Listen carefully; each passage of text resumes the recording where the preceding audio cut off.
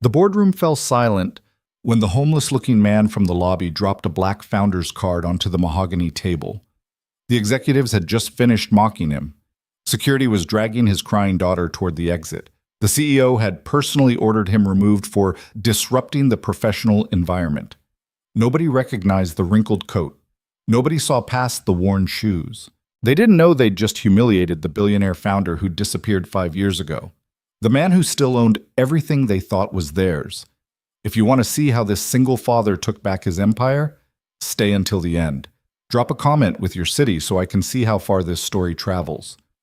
Now, let's begin. Ryan Mercer's daughter wouldn't let go of his hand. That was the first thing Victoria Hale noticed when she glanced down from the executive floor. A grown man in a threadbare coat standing in the marble lobby of Nexora Energy headquarters, fingers intertwined with a small girl who couldn't have been older than 6. The child wore a pink backpack decorated with butterflies. The man wore exhaustion like a second skin. Victoria turned away. She had a board meeting in 12 minutes and a merger presentation that would determine whether Nexora Energy expanded into 3 new markets or stagnated for another fiscal year. She didn't have time for whatever this was. "Ma'am, should we call security?" Her assistant Jennifer stood at her elbow with a tablet, her voice dropping to a concerned whisper. "That man's been down there for almost 20 minutes. He doesn't have an appointment." Victoria glanced back through the glass wall of her corner office. The man was crouching now, eye level with his daughter, saying something that made the little girl nod seriously. He straightened up, and Victoria caught a glimpse of his face. Unshaven, tired, but somehow composed, like someone who'd learned to carry weight that should have broken him. "Who is he?" Jennifer tapped her tablet. "No ID on file. Front desk says he asked to speak with whoever's running things now." "Wouldn't give his name." "Then yes. Call security, politely." Victoria checked her watch. "And tell Victor I'm on my way to the boardroom." She didn't look back as she left her office. Didn't see the way the man's jaw tightened when 2 security guards approached. Didn't hear the little girl ask, "Daddy, why do they look angry?" The boardroom on the 42nd floor was all glass and steel and manufactured authority. Victor Kane sat at the head of the table, his silver hair perfectly styled, his smile perfectly calibrated. He'd been COO for 6 years, longer than Victoria had been CEO. Some days she wondered if he resented reporting to someone younger. Most days she was too busy to care. "Victoria, punctual as always." Victor gestured to the chair beside him. "Daniel's running the numbers. We should be ready to present in 5. Daniel Ross looked up from his laptop, glasses reflecting the glow of spreadsheets. CFO, brilliant with money, terrible with people. He nodded at Victoria without smiling. "Stock's up 3% since yesterday," Daniel said. "If we announce the Titan merger today, we're projecting a jump to We're not announcing today." Victoria set her briefcase down. "I want another week to review the environmental impact assessments." Victor's smile didn't change, but something behind his eyes went cold. "We've reviewed them twice. The board's ready to vote. Delaying sends the wrong message. Rushing sends a worse one." "Victoria."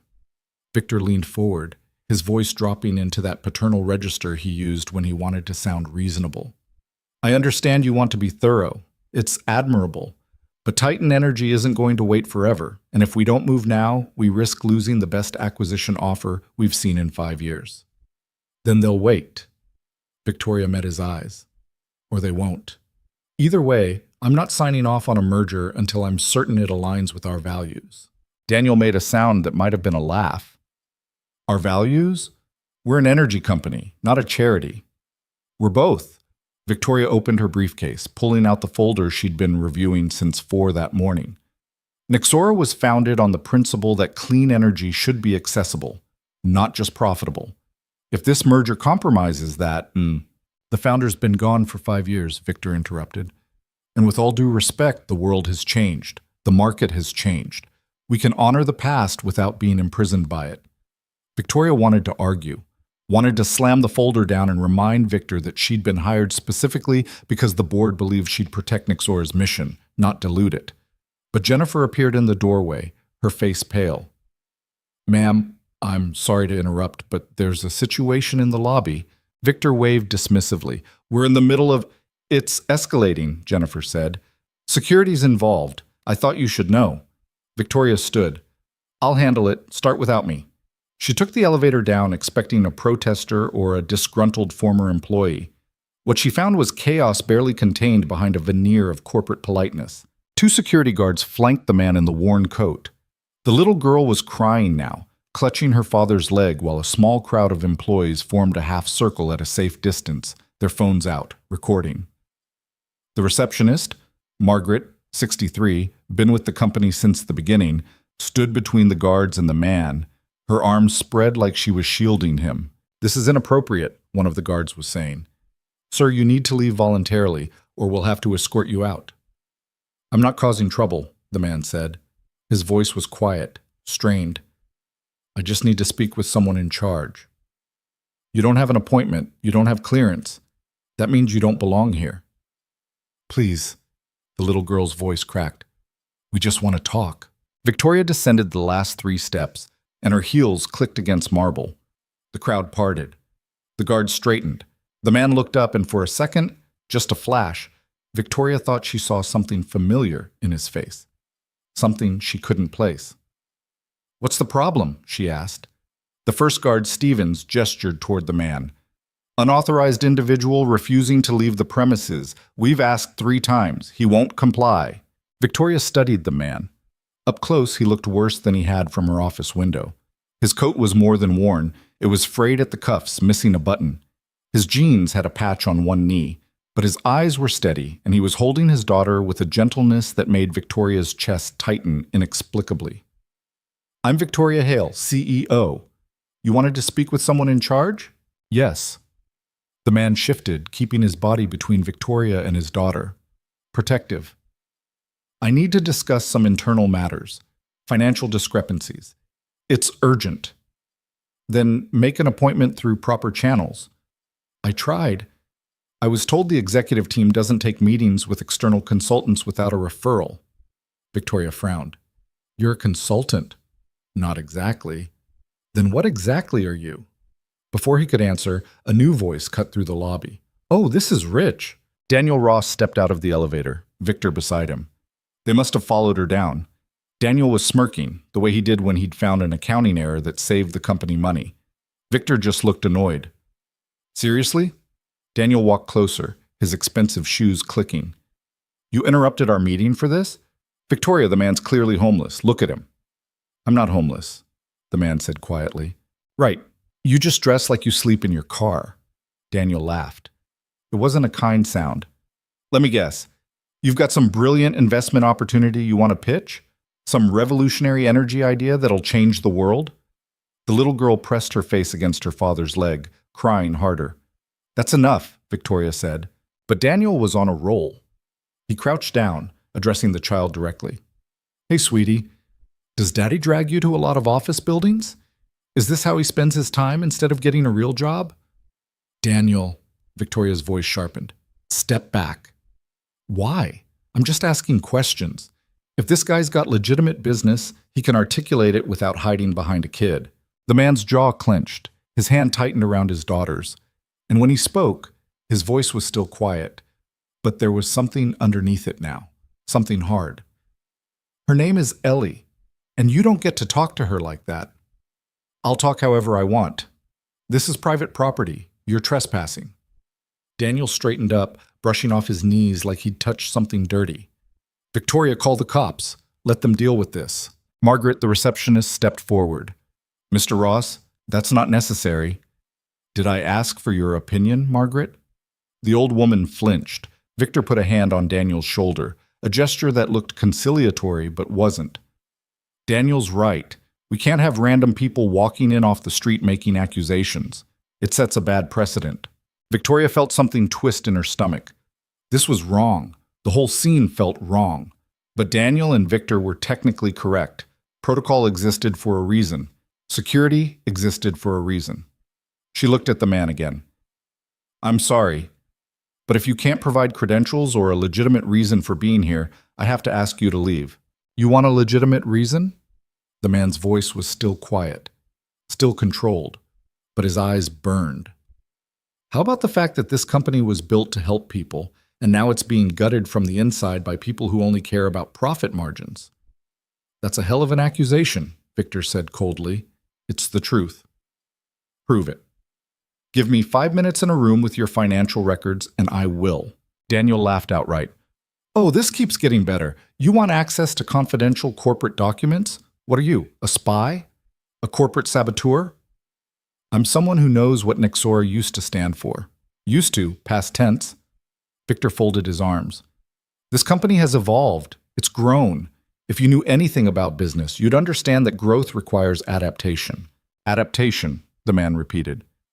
Is that what you call abandoning the rural hospital contracts?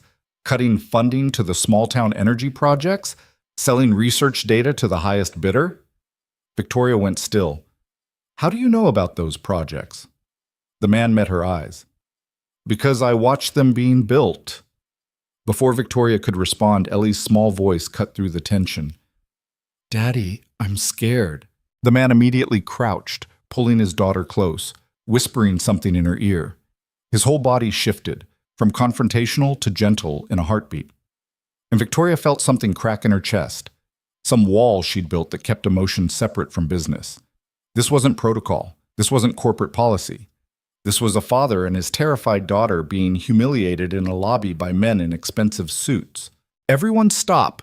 Victoria's voice came out sharper than she intended. Stevens, Carter, stand down. Ma'am? Stevens looked confused. I said stand down. This man hasn't threatened anyone. He hasn't damaged property. He's asked for a conversation. She turned to Daniel and Victor. And both of you need to return to the boardroom. Now. Daniel's smirk faded. You're joking. Do I look like I'm joking? Victoria, this is a mistake, Victor said, his voice low and warning. You're letting emotion cloud your judgment. My judgment is fine. Yours is what I'm questioning right now. She stepped between the security guards and the man. Give me 5 minutes. If his claims are baseless, I'll personally ensure he leaves. But I will not have people treated like this in our building.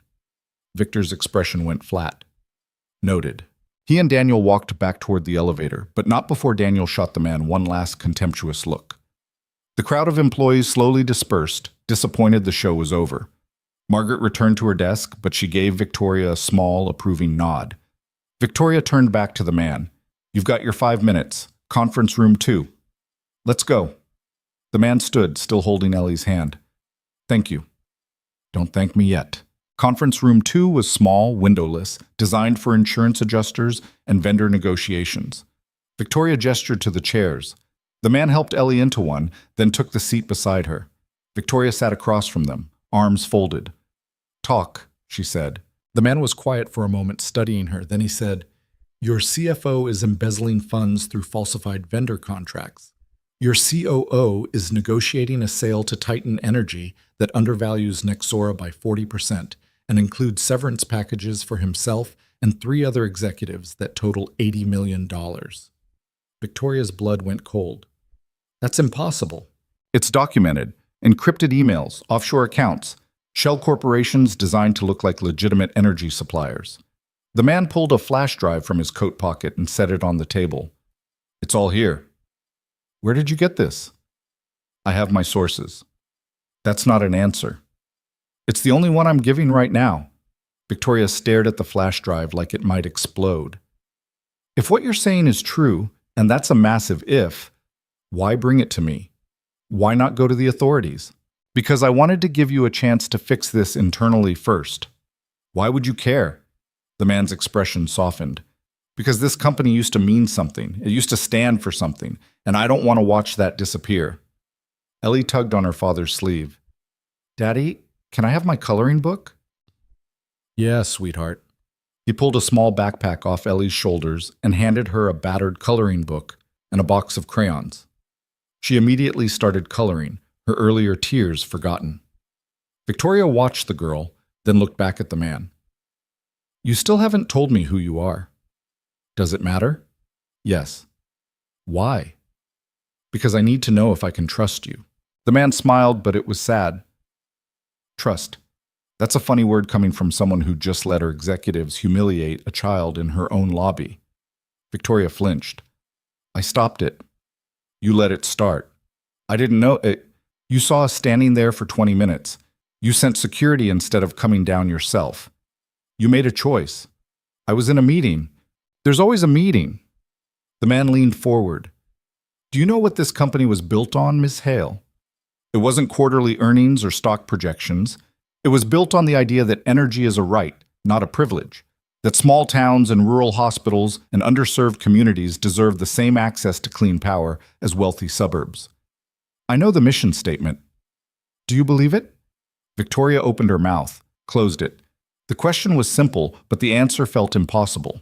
I believe in sustainable business, she finally said. I believe in growth that doesn't compromise ethics. But I also believe that a company can't help anyone if it's bankrupt. Is that what Victor tells you? That you have to choose between principles and survival? He tells me the market is competitive, that we're fighting against corporations 10 times our size, that if we don't adapt, we die.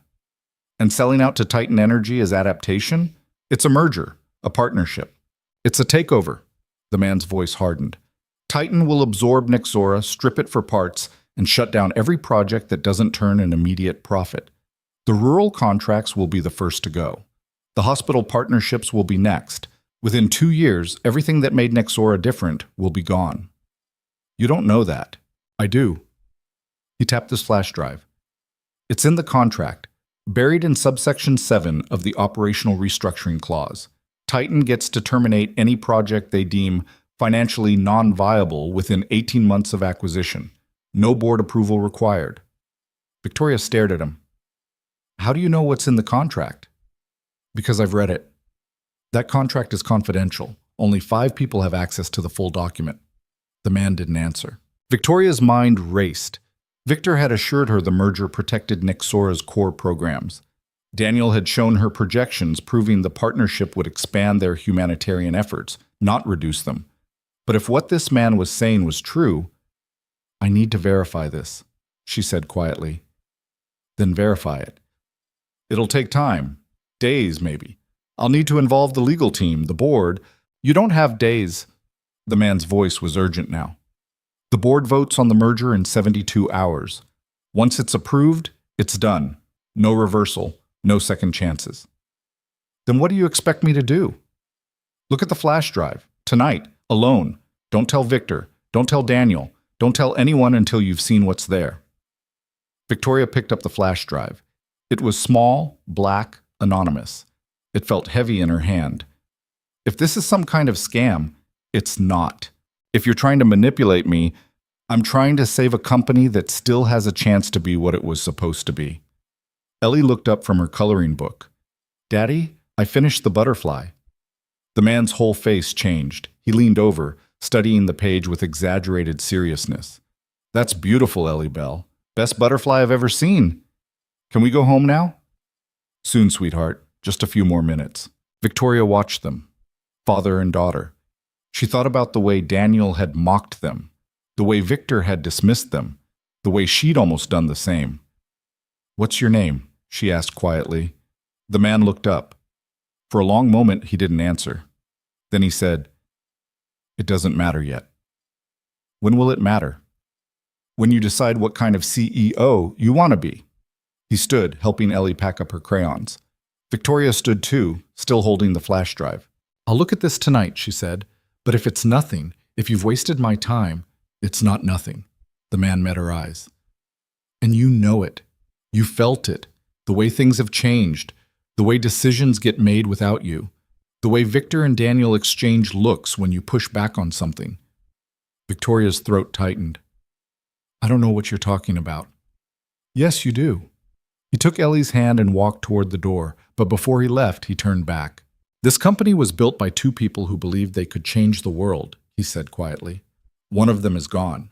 The other one is trying to remember why he cared in the first place. Don't let their work die because you were too afraid to fight for it. Then he was gone, and Victoria was alone in the conference room, holding a flash drive that felt like a bomb. She returned to her office and locked the door, opened her laptop, inserted the flash drive with hands that shook slightly. The files were extensive: spreadsheets, email chains, scanned documents, bank statements, everything organized with meticulous care. Victoria started reading. 2 hours later, she was still reading. 4 hours later, she'd thrown up in her private bathroom. 6 hours later, Jennifer knocked on her door, worried because Victoria had missed 3 meetings and wasn't answering her phone. "I'm fine," Victoria called through the door. "Cancel everything tomorrow. I need the day to work on something." "Is everything okay?" "No, but it will be." She worked through the night, cross-referenced documents, verified signatures, traced money through layered corporations until she found where it ended up. And with every piece of evidence, she felt something inside her crack wider. Victor Kane had been systematically embezzling from Nexora for 3 years. Small amounts at first, then larger. He'd created fake vendors, approved fraudulent contracts, and routed payments into accounts he controlled through shell companies registered in the Cayman Islands. Total theft, $42 million. Daniel Ross had helped him. Falsified reports, adjusted budgets, made the missing money invisible to auditors and board members. In exchange, Victor had promised Daniel a VP position at Titan Energy after the merger, plus a $15 million bonus. But the merger itself was the real crime. Titan Energy was buying Nexora for $3 billion. Market analysts had valued the company at $5 billion. The difference, $2 billion, was being absorbed by Nexora's shareholders. Except most shareholders didn't know they were being undercut, because Victor had manipulated the valuation reports to make $3 billion look fair.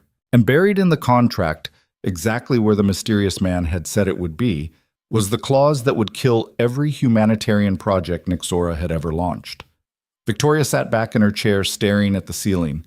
She thought about the past 3 years, the way Victor had mentored her, the way he'd guided her through board politics and shareholder demands, the way he told her she was doing a great job while slowly dismantling everything she thought she was protecting. She'd been complicit, not intentionally, but complicit all the same.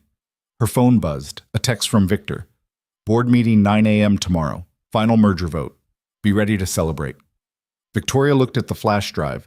Then she picked up her phone and dialed a number she hadn't called in 2 years. "This is Victoria Hale," she said when someone answered. "I need to speak with Richard Chen. Yes, I know it's 2 a.m. Tell him it's urgent. Tell him Nexora is about to implode, and I need his help to stop it." Richard Chen was the board chairman, 71 years old, semi-retired. He'd hired Victoria personally, told her she reminded him of the founders. She'd always thought it was a compliment. Now she wondered if it was a warning. He answered on the second ring. "Victoria, what's wrong?" "Everything, sir. Everything is wrong." She spent an hour explaining, sent him copies of the files, listened to his silence grow heavier as he read. Finally, he said, "Who gave you this information?" "I don't know. A man came to the office today. He wouldn't give his name." "What did he look like?" Victoria described him, the worn coat, the tired eyes, the little girl. Richard was quiet for a long time. Then he said very softly, "Oh my God." "Sir?" "Victoria, I'm getting on a plane. Don't do anything until I arrive. Don't confront Victor. Don't talk to Daniel. Don't tell anyone what you know." "Why? We have evidence. We should—" "Because you don't understand what's happening yet." Richard's voice was shaking. "That man, the one who gave you the flash drive, did he have dark hair, tired eyes? Looked like he hadn't slept in years." "Yes." "And the girl, 6 years old, blonde?" "Yes, her name is Ellie." Richard made a sound that might have been a laugh or a sob. "Of course it is." "Sir, I don't understand." "That man, Victoria, that was Ryan Mercer." The name hit her like a physical blow. Ryan Mercer, the founder, the billionaire who'd vanished 5 years ago after his wife died, the man whose company she'd been running without ever meeting him. "That's impossible," Victoria whispered. "Ryan Mercer is... He's what? Dead? Retired? Living on a private island somewhere?" Richard's voice was bitter. "No, he's been raising his daughter, alone, trying to give her a normal life while the company his wife died building was stolen piece by piece." "How do you know?" "Because I'm one of 3 people who stayed in contact with him. He made me promise not to tell anyone where he was. He wanted Ellie to grow up without cameras and reporters and board meetings. He wanted her to have the childhood he and Amelia never got." Victoria's mind reeled. Then why come back now? Because someone warned him, someone inside the company, told him what Victor was planning, and Ryan decided his daughter needed a future worth inheriting more than she needed anonymity. Why didn't he just call you? Why come to the office like that? Because he wanted to see what Nexora had become. He wanted to see the people running it. He wanted to know if it was worth saving. Victoria thought about the lobby, the security guards, Daniel's mocking, Victor's dismissal. "We failed him," she whispered. "Yes. What do I do?" "Wait for me. I'll be there by morning. We'll handle this together." Richard paused. "And Victoria, when you see Ryan again, and you will see him again, apologize. Because that man just handed you evidence that could destroy the criminals who've been stealing from him for years, and he did it knowing you might not believe him. He did it knowing you might side with Victor instead. He trusted you anyway." "Why?" "Because Amelia would have." The line went dead. Victoria sat in her dark office, hands shaking, staring at the flash drive. Somewhere in Chicago, a single father was putting his daughter to bed, reading her a story, kissing her forehead, pretending that today hadn't been the hardest thing he'd done in years. And tomorrow, he'd come back. Because tomorrow, everything would change. Victoria opened her laptop and started composing an email to the entire board. Not the version Victor expected, the real version. The one that started with, "I need to inform you of a credible threat of executive fraud and corporate misconduct that requires immediate investigation." She hit send at 4:47 a.m. At 5 a.m., her phone started ringing. The war had begun. The first call came from board member Patricia Whitmore at 5:03 a.m. Victoria's phone vibrated against her desk, and she stared at the name on the screen for 3 rings before answering. "Tell me this is a joke." Patricia's voice was razor sharp despite the early hour. "Tell me you didn't just accuse our COO and CFO of fraud in an email to the entire board." "I can't tell you that." "Victoria, do you understand what you've done? The merger vote is in," a pause, presumably to check the time, "less than 4 hours. The press is already gathering. Titan's executives are flying in, and you just detonated a bomb." Victoria's hand tightened around her phone. "The bomb was already there. I just made sure everyone could see it." "Based on what? Anonymous evidence from a stranger?" "Based on 3 years of falsified financial reports. Based on $42 million in embezzled funds. Based on a merger contract designed to gut everything Nexora was built to accomplish." Victoria's voice didn't shake. She was surprised by that. "Patricia, I sent you the files. Look at them." "I am looking at them. Do you know what I see? A lot of numbers that could mean anything, contracts that might be legitimate, emails that could be taken out of context." "They're not out of context." "You don't know that. You've had these files for what, 12 hours? You're not a forensic accountant. You're not a lawyer. You're a CEO who's about to destroy her own company based on information from someone who wouldn't even give you his name."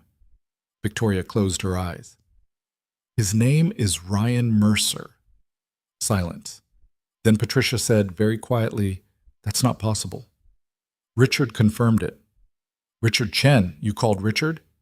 He's on his way here now." Another silence, longer this time. Victoria heard Patricia breathing on the other end of the line.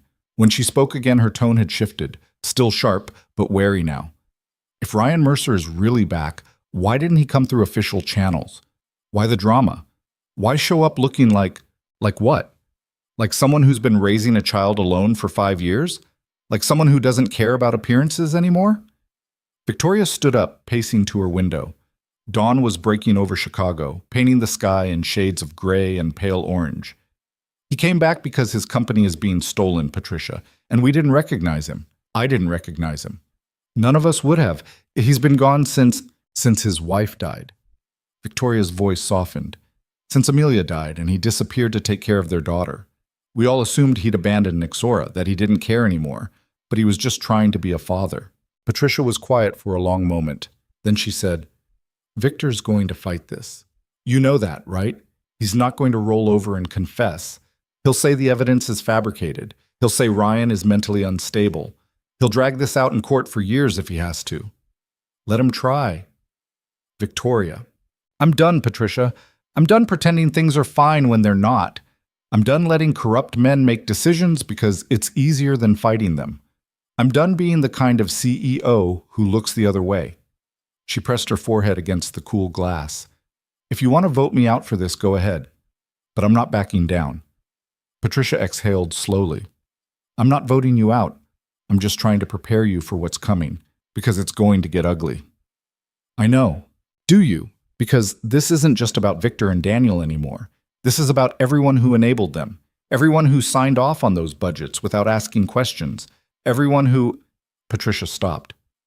I signed off on some of those budgets. I know. I didn't know they were fake. I trusted the numbers. So did I. Victoria turned away from the window. That's why we're going to fix this, together, before it's too late. Patricia was quiet again. Then she said, I'll make some calls. We need at least 6 board members on our side before the meeting. I can get 3 for sure. Maybe 4. Thank you. Don't thank me yet. We might both be unemployed by noon. The line went dead. Victoria set her phone down and walked to her private bathroom. She looked terrible. Hair falling out of its clip, makeup smudged under her eyes, blouse wrinkled from wearing it for 20 hours straight. She splashed cold water on her face and tried to remember the last time she'd eaten. Her phone buzzed again. This time it was a text from Victor. Need to talk. Urgent. Come to my office. Victoria stared at the message. Part of her wanted to ignore it. Part of her wanted to march up to his office and throw the flash drive at his face. But Richard had told her to wait. Don't confront Victor. Don't give him time to prepare. She texted back. In back-to-back calls. See you at the board meeting. His response came immediately. This can't wait. It'll have to. She put her phone on silent and went back to her desk. The evidence was still there, spread across 3 monitors. She'd been through it twice now, and every time she found something new. A contract signed with a vendor that didn't exist. A payment routed through a company registered to a P.O. box in Luxembourg. An email from Victor to Daniel with the subject line, "Make sure this disappears before the audit." Her intercom buzzed. Jennifer's voice came through, sounding exhausted. Ma'am, I know you said no interruptions, but there are people gathering outside the building. Victoria frowned. What kind of people? Employees, a lot of them. They're not protesting or anything, they're just standing there. Some of them have been there since 6. Victoria walked to her window and looked down. Jennifer was right. At least 50 people clustered near the main entrance holding coffee cups, talking in small groups, waiting. Do we know what they want? I think they read your email. Victoria's stomach dropped. What? Your email. To the board. It got forwarded. Someone leaked it to the company-wide distribution list about an hour ago. Jennifer paused. Everyone knows. How did that happen? I don't know, but ma'am, your phone's been ringing nonstop. I've got 17 messages from department heads asking if the merger is canceled, 8 from reporters asking for comment, and 3 from lawyers offering their services. Victoria closed her eyes. This was spiraling. She'd wanted to contain the situation until Richard arrived, until they had a plan. Now the entire company knew. The press knew. Soon the world would know. Hold all calls, she said. And Jennifer, go home. Get some rest. This is going to be a long day. I'm not leaving. You should. This isn't your fight. With respect, ma'am, yes it is. I've worked here for 8 years.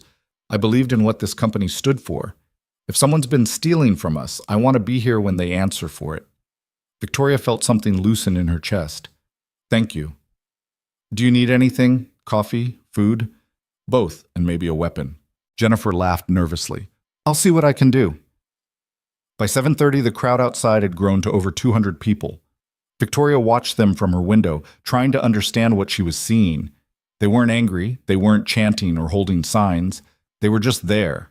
Solidarity, maybe. Or curiosity. Or fear about what came next. Her phone rang again. Not buzzing this time, actually ringing, because she'd forgotten to silence it after texting Victor. She glanced at the screen. Unknown number. She almost didn't answer. Then something made her pick up. This is Victoria Hale. It's Ryan. Victoria's breath caught. She hadn't expected to hear from him again so soon. Hadn't expected him to call at all. How did you get this number? I used to own the company. I still have access to most things. His voice was quiet, careful. I saw your email. It got leaked. I know, that wasn't supposed to happen. Victoria frowned. You leaked it? No, but I know who did. Margaret, the receptionist. She's been with Nixora since the beginning. She knew what was happening, but nobody would listen to her. When she saw your email, she made sure everyone else saw it too.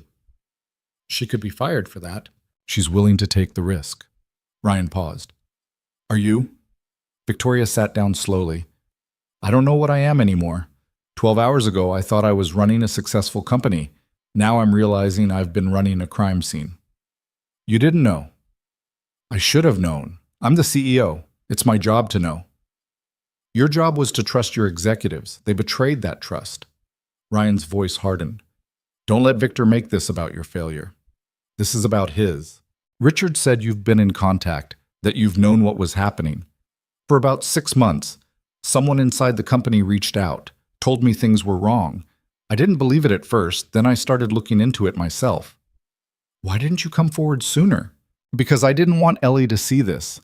I didn't want her to watch her father tear apart the company her mother built.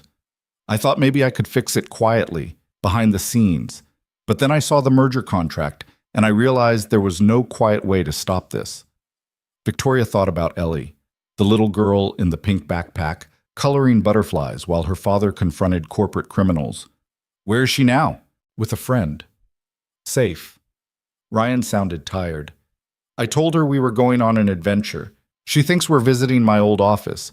She doesn't understand what's really happening. Does she know who you are? What you built? She knows I used to work with her mom, that they made something important together, but she's 6. She cares more about whether I remembered to pack her stuffed rabbit than whether I'm a billionaire. Victoria smiled despite everything. That's probably healthy. Yeah. Ryan was quiet for a moment. Then he said, I'm sorry about yesterday, showing up like that, putting you in that position. I could have called, could have arranged a proper meeting, but I needed to see what kind of person was running my company. And what did you see? Someone who hesitated, someone who let her executives control the narrative, someone who almost made the wrong choice. He paused. But someone who ultimately didn't. Someone who stayed late to read the evidence. Someone who risked everything to send that email. Someone who might actually give a damn. I do give a damn. I know. That's why I'm calling. Ryan's voice shifted, became more urgent. The board meeting is in 90 minutes. Victor knows he's cornered. He's going to come at you hard. He'll discredit the evidence. He'll question your judgment. He'll paint you as an inexperienced CEO who cracked under pressure. I can handle Victor. Can you? Because he's been manipulating boards for 20 years. He knows how to play politics, how to shift blame, how to make himself look like the victim. Victoria's jaw tightened. What are you suggesting? I'm suggesting you let me help you. How? I'm coming to the meeting. Victoria stood up. Ryan, if you walk into that boardroom, it's going to be chaos. The press is already circling. The employees are watching. If I what? Show up looking like I slept in my car? Embarrass the company? His voice was sharp now. I don't care about embarrassment. I care about stopping Victor before he destroys everything Amelia and I built. I understand that, but nothing. This is my company, my decision, and I'm not asking for permission. He hung up. Victoria stared at her phone, heart pounding. Richard had said to wait. Patricia had warned her things would get ugly, and now Ryan was coming back. Not quietly. Not through official channels, but walking straight into a boardroom full of executives who'd spent 5 years assuming he was gone for good. This was going to be a disaster. Her door opened without knocking. Victor stood in the doorway, his face carefully neutral. We need to talk. I said I'd see you at the meeting. And I said this couldn't wait. He stepped inside and closed the door behind him. What the hell are you doing, Victoria? My job. Your job is to run this company, not blow it up based on conspiracy theories from homeless people. Victoria's hands clenched. Don't call him that. Why not? That's what he looked like. What he was. Victor moved closer, his voice dropping. I've been with this company for 15 years. I was here when Ryan Mercer fell apart after his wife died. I watched him abandon his responsibilities, abandon his employees. He doesn't get to show up 5 years later and pretend he cares. He never abandoned anything. He was raising his daughter. He ran away. There's the difference. Victor folded his arms. And now he's fed you some story about fraud and embezzlement, and you believed him without question. Do you know how that makes you look? I don't care how it looks. You should, because the board is going to ask why you trusted an anonymous source over your own executives. They're going to ask why you didn't come to me first, why you didn't give me a chance to explain.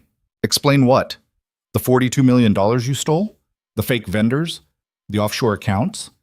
Victor's expression didn't change. Those documents are fabricated. Any competent forensic accountant will confirm that. Then you have nothing to worry about. I have plenty to worry about. You've created a PR nightmare. The stock is going to crash when the market opens. Investors are going to pull out. Titan is going to walk away from the merger, all because you couldn't control your emotions long enough to think rationally. Victoria stepped toward him. You want to talk about emotions? Let's talk about the way Daniel mocked a 6-year-old girl in our lobby. The way you stood there and let it happen. The way both of you treated Ryan like garbage because he didn't look rich enough to matter. I didn't know who he was. That's not an excuse. That's the problem. Victor's jaw tightened. You're making a mistake. Maybe, but it's my mistake to make. Is it? Because you're not the only one who'll suffer when this company collapses. There are 3,000 employees counting on you to make smart decisions. Shareholders who invested their savings. Communities that depend on our energy contracts. You're willing to gamble with all of that because some stranger showed you documents you don't fully understand? Victoria met his eyes. I understand them perfectly. And if you're innocent, the investigation will prove it. What investigation? The one Richard Chen is launching when he arrives. The one the board is going to approve this morning. The one that's going to involve federal authorities if we find what I think we're going to find. Victor went very still. Richard's coming here. He'll be here before the meeting. Something flickered across Victor's face. Not quite fear, but close. He recovered quickly, smoothing his expression back to neutral. Then I look forward to clearing my name. He turned and walked out, leaving the door open behind him. Victoria sat down, hands shaking. She'd just declared war on a man who'd been playing corporate politics since before she graduated college. A man who had allies, resources, and no moral compass to slow him down. Her phone buzzed. Text from Richard. Landing in 20 minutes. Don't engage with Victor until I'm there. Too late for that. Another text, this one from an unknown number. The employees outside are asking to speak with you. Margaret Victoria looked out her window again. The crowd had grown even larger. Some people were holding signs now, not protest signs, support signs. We stand with Nexora. Protect our mission. Justice for Amelia. That last one hit her like a punch. Amelia Mercer, the woman she'd never met. The co-founder who died before Victoria even joined the company. People still remembered her, still cared about what she'd fought for. Victoria grabbed her coat and headed for the elevator. Jennifer tried to stop her. Ma'am, the board meeting is in an hour. You should prepare. I'll prepare downstairs. But, Jennifer, those people showed up at 6 in the morning to stand outside in the cold because they believe this company still matters. The least I can do is talk to them. The elevator ride down felt longer than usual. Victoria straightened her wrinkled blouse, tried to fix her hair, then gave up. She looked like she'd been up all night because she had been. Might as well own it. The doors opened. She stepped into the lobby and Margaret stood immediately, relief flooding her face. Ms. Hale, I'm sorry about the email. I know I shouldn't have. It's fine, Margaret. It's not fine. I broke protocol. I could be terminated. Victoria touched the older woman's shoulder. You did what you thought was right. That takes courage. Margaret's eyes filled with tears. I worked with Amelia. Did you know that? She hired me personally. Told me that Nexora wasn't just a company, it was a promise. A promise to people who'd been forgotten by everyone else. She wiped her eyes. I've watched that promise get broken piece by piece for 3 years. I couldn't stay silent anymore. I'm glad you didn't. Victoria walked toward the front doors. Through the glass, she could see the crowd. Hundreds of faces turned toward her. She pushed the door open and stepped outside. The morning air was cold, biting. Someone handed her a coffee. Someone else offered their coat. Victoria shook her head at both. Thank you all for coming, she said. Her voice sounded small against the noise of the city waking up around them. I know you have questions. I wish I had better answers. Is the merger canceled? Someone called out. I don't know yet. That's up to the board. Is it true Victor Kane stole money? There's evidence suggesting serious financial misconduct. We're investigating. What about the rural hospital contracts? Are we still honoring those? Victoria hesitated. She didn't know. The contracts were part of the projects Victor had marked for cancellation. If the merger went through, they'd be terminated within 18 months. If it didn't, they might survive. Might. I'm going to fight to keep them, she said finally. I can't promise more than that right now, but I can promise I'm not going to let this company forget what it was built to do. A young woman near the front spoke up. I work in the Rural Energy Division. We just got word this morning that our entire department might be restructured. People are scared. We need to know if we're going to have jobs next month. Victoria felt the weight of 3,000 employees pressing down on her. I can't guarantee anything, but I can tell you that I'm going to do everything in my power to protect the people and projects that make Nexora worth saving, even if it costs me my job. What if the board sides with Victor? Then I'll keep fighting anyway. Someone started clapping. Then someone else. Then the whole crowd was applauding, and Victoria felt something break inside her chest. These people had no reason to trust her. She'd been CEO for 3 years and hadn't noticed the corruption happening right in front of her. She'd let Victor manipulate her, let Daniel mock employees, let the company drift away from its mission. But they were giving her a chance anyway. The applause faded, and a man in a maintenance uniform called out, "Is Ryan Mercer really back?" The crowd went quiet. Victoria thought about lying, about deflecting, but these people deserved the truth. "Yes," she said. "He came to the office yesterday. He's the one who brought the evidence of fraud to my attention." "Where is he now?" "I don't know, but I think he'll be at the board meeting." Murmurs rippled through the crowd. Someone said, "I heard he's been raising his daughter alone." Someone else said, "My sister worked with Amelia. She said they were perfect together." A third voice said, "He looked homeless." That's what Daniel told people. Victoria's jaw clenched. Ryan Mercer is a single father who's been focused on his daughter for 5 years. What he looks like doesn't matter. What matters is that he cared enough to come back when his company needed him. Do you think he'll stay? Take over again? I don't know what he'll do. But whatever happens, I'm grateful he came back. A black town car pulled up to the curb. Richard Chen stepped out, moving slowly, leaning on a cane Victoria hadn't seen him use before. The crowd parted to let him through. "Ms. Hale," he said formally. Then, quieter, "We need to talk before the meeting." Victoria nodded. She turned back to the crowd. "Thank you all for being here. It means more than you know." She followed Richard inside. Margaret handed him a coffee without being asked, and Richard smiled at her. "Still taking care of people, I see."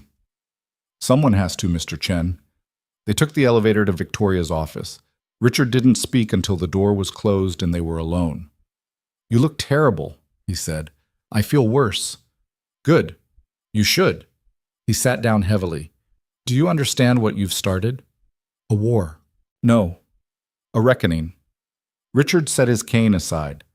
"I've been on this board for 12 years. I've watched good people get pushed out, watched programs get canceled, watched the company drift further from what it was supposed to be. And I didn't stop it. None of us did. We told ourselves it was just business, just evolution, just the way things had to be. You couldn't have known about the fraud, couldn't I? Victor's been COO for 6 years. In that time, we've had 3 separate audits that found minor discrepancies. Each time, Victor explained them away. Each time, we accepted his explanations because it was easier than digging deeper." Richard looked at her. "We enabled this. All of us. What do we do now?" "We clean house, starting with Victor and Daniel, but it won't stop there. Anyone who helped them, anyone who knew and stayed silent, they go too. That could be half the executive team." "Then half the executive team goes." Victoria thought about the logistics, the chaos, the media feeding frenzy. The company might not survive this. The company won't survive if we don't do this. Richard leaned forward. "Ryan gave us a chance. He could have gone to the FBI directly. Could have let Victor destroy Nexora and then bought it back for pennies. But he came to you first. He gave you the evidence. He trusted you to do the right thing. Why? Because you reminded him of Amelia." Victoria's throat tightened. "I never met her." "I know, but I did. And Ryan's right. You have the same fire, the same refusal to accept easy answers, the same stubborn belief that business can be more than just profit. Richard smiled sadly. She would have liked you. Before Victoria could respond, her phone rang. Unknown number again, she answered. It's Margaret. Mr. Mercer is here. Victoria's heart jumped. Send him up. Actually, ma'am, he's asking if he can see you in conference room 2, the same one as yesterday. He has his daughter with him. Victoria glanced at Richard. He nodded. Tell him I'll be right down. She ended the call and stood up. Richard stood too, slower. Do you want me to come with you? No, this is something I need to do alone. She took the elevator down, heart pounding. When she reached conference room 2, she paused outside the door. Took a breath. Knocked. Come in. Ryan was sitting in the same chair as yesterday. Ellie sat beside him, coloring in a new book. She looked up when Victoria entered and smiled. Hi, I remember you. Victoria smiled back. Hi, Ellie. I remember you too. Ryan stood. He looked different today, still tired, still worn, but steadier somehow, like he'd made a decision and was standing by it. Thank you for seeing us, he said. Thank you for coming back. Victoria closed the door and sat down across from them. I read everything on the flash drive. I sent it to Richard. We're launching a full investigation. I know. That's why I'm here. Ryan glanced at Ellie, who was absorbed in her coloring. I'm coming to the board meeting. I'm going to vote to remove Victor and Daniel. I'm going to vote to cancel the merger. And I'm going to make sure everyone knows what they did. The press is going to destroy you. They'll dig up every detail of the last 5 years. They'll publish photos of Ellie. They'll turn your life into a circus. I know. Then why do it? Ryan looked at his daughter. Because she deserves to grow up in a world where people face consequences for their actions. Where doing the right thing matters more than protecting your reputation. Where her mother's work isn't destroyed by men who only care about themselves. Ellie looked up. Daddy, who are you talking about? Nobody, sweetheart, just grown-up stuff. Boring grown-up stuff. Very boring. She went back to coloring, satisfied. Ryan turned back to Victoria. I'm sorry for putting you in this position, for making you the one who had to send that email. I could have done it myself. Why didn't you? Because it needed to come from you. The board trusts you. The employees trust you. If it came from me, the disappeared founder, the ghost who abandoned his company, they'd assume it was revenge, or grief, or mental instability. He smiled bitterly. But coming from you? From the CEO they hired to protect Nixor's future? That means something. Victoria felt tears prick her eyes. I almost didn't send it. But you did. I was terrified. Good. You should be. This is terrifying. Ryan leaned back. When Amelia was dying, she made me promise something. She made me promise that no matter what happened, I wouldn't let Nixora become just another corporation. That I'd fight to keep it human, keep it focused on people instead of profits. His voice cracked. I broke that promise. I walked away. And for 5 years I told myself I was doing it for Ellie, that I was being a good father. But the truth is, I was just scared. Scared of failing, scared of facing the company without Amelia beside me, scared of being the man she believed I could be. You were grieving. I was hiding. Ryan wiped his eyes. But I'm done hiding. Whatever happens in that boardroom, whatever the press says, whatever happens to this company, I'm done running. Victoria reached across the table and took his hand. Then we'll face it together. The boardroom on the 42nd floor was already full when they arrived. 12 board members sat around the long table, their faces ranging from curious to hostile. Victor and Daniel sat together on one side, looking calm and confident. Too confident. Richard sat at the head of the table. When Ryan walked in, holding Ellie's hand, the room went completely silent. Victor recovered first. Ryan, what a surprise. I'm sure it is. Ryan helped Ellie into a chair against the wall, gave her the coloring book, then turned to face the board. Thank you all for allowing me to attend. Allowing? Victor's smile was thin. You're the founder. You have more right to be here than anyone. Then let's exercise that right. Ryan pulled out the chair next to Victoria and sat down. I'm here to vote on the Titan merger and to address the accusations Ms. Hale raised in her email. Patricia Whitmore spoke up. Before we begin, I think we need to establish some ground rules. This is an official board meeting. Everything said here is on the record. If anyone... I have evidence. Ryan placed a folder on the table. Bank statements, email records, contract forgeries. Everything Ms. Hale referenced in her email, plus additional documentation I've gathered over the past 6 months. I'm making it all available to the board now. Daniel leaned forward. With all respect, Ryan, you've been out of the company for 5 years. You don't understand how modern energy markets work. What looks like impropriety to you might just be standard corporate practice. Embezzlement is standard corporate practice? Nobody's embezzling anything. Then explain the $42 million routed through shell companies registered to your brother-in-law. Daniel's face went white. The room erupted in noise, board members talking over each other, demanding explanations, asking questions. Richard banged his cane against the floor. Order. Everyone quiet. The room fell silent again. Richard looked at Victor. Do you have a response to these allegations? Victor stood slowly. I have several responses. First, those documents are either fabricated or misinterpreted. Second, Ryan Mercer has no standing to make accusations about corporate operations he hasn't been involved in for half a decade. Third, this entire situation is a transparent attempt to sabotage a merger that would benefit everyone. Everyone except the people Nexora was built to serve, Ryan interrupted. The people Nexora was built to serve don't pay the bills. Shareholders do. Investors do. And both groups want this merger to happen. Some shareholders, Patricia said quietly. Not all. Victor turned to her. You're siding with him? With a man who abandoned his company to play single parent? Don't. Victoria's voice cut like a blade. Don't you dare minimize what he's been doing. I'm not minimizing anything. I'm stating facts.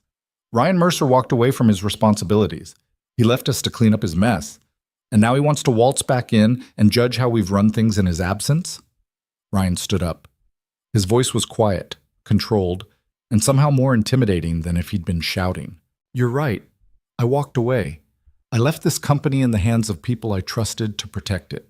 People who swore they believed in what Amelia and I built.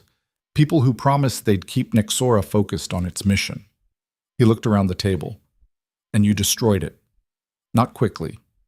Not obviously. But piece by piece, decision by decision, you turned my wife's dream into just another profit machine.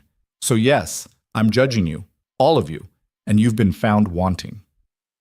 The room erupted again. And outside the window, the sun rose over Chicago, indifferent to the war being waged 42 floors below. Richard banged his cane against the floor 3 more times before the shouting died down. Board members were on their feet, some pointing fingers at Victor, others demanding to see the evidence, a few just looking shell-shocked. Daniel had gone completely silent, his face the color of old newspaper. Everyone sit down, Richard said. His voice wasn't loud, but it carried weight. Now, they sat. Victor remained standing for a moment longer, his jaw tight, before slowly lowering himself back into his chair. He looked at Ryan with something close to hatred. You can't prove any of this, Victor said. Actually, I can. Ryan opened the folder in front of him and pulled out a stack of documents. This is a wire transfer from Nexora Energy to Cascade Solutions dated March 15th, 2 years ago. Amount, $800,000. Purpose listed as equipment maintenance. So Cascade Solutions doesn't exist. The business registration is fake. The address listed is a P.O. box in the Cayman Islands, and the account that received the money is controlled by a shell corporation called Meridian Holdings, which is owned by, Ryan flipped to another page, Daniel Ross's brother-in-law, Trevor Hutchins. Daniel shot to his feet. That's a lie. Trevor runs a legitimate consulting business. He's been vetted by you, Ryan interrupted. You approved the vendor contract. You signed off on the payments. You're the only person in the finance department who had access to those accounts. This is insane, Victor. Tell him. Sit down, Daniel. Victor's voice was ice. Daniel sat, looking like he might be sick. Patricia leaned forward, studying the documents Ryan had spread across the table. These wire transfers. How many are there? 63 over 3 years, totaling $42.6 million. Someone at the far end of the table swore quietly. Another board member, an older man named Harrison, picked up one of the bank statements and held it up to the light like he was checking for watermarks. This could be fabricated, Harrison said, but he didn't sound convinced. It's not. Ryan said. "And I have the bank records to prove it. I've already been in contact with Nixora's auditing firm. They're prepared to verify everything I'm showing you today." Victor's expression finally cracked. Just for a second, Victoria saw panic flash across his face before he smoothed it away. "You contacted our auditors without board approval?" "I contacted them as the majority shareholder, which I still am, in case anyone forgot." "You gave up operational control when you left." "I gave up my position as CEO. I never gave up my shares. I never signed over my voting rights. And according to the corporate bylaws Amelia and I wrote 20 years ago, I have the authority to call for an emergency audit whenever I believe the company is at risk." Ryan's voice was calm, almost gentle. It made what he was saying sound worse. "The company is at risk, Victor, because of you." The room fell silent. Even the city noise from outside seemed to fade. Victoria watched Victor's face, saw the calculations happening behind his eyes. He was cornered, but he wasn't done fighting. "Fine," Victor said finally. "Let's say, hypothetically, that there were some financial irregularities, some accounting errors. That doesn't automatically mean fraud. It could be mismanagement. It could be oversight. It could be a lot of things," Richard cut in. "But what it looks like, Victor, is theft. Systematic, premeditated theft. And if even half of what Ryan is presenting is accurate, you and Daniel are looking at criminal charges." Daniel made a choking sound. "I didn't know." Victor said the payments were legitimate. He said, "Shut up, Daniel." Victor's voice was sharp. No, I'm not taking the fall for this alone. You told me Cascade Solutions was a real vendor. You said the offshore accounts were for tax purposes. You said everything was legal." I said, "Shut up." But Daniel was past listening. He turned to the board, words tumbling out fast and desperate. "I didn't know the companies were fake. I processed the payments because Victor approved them. He's the COO. I trusted him. You trusted the money," Ryan said quietly.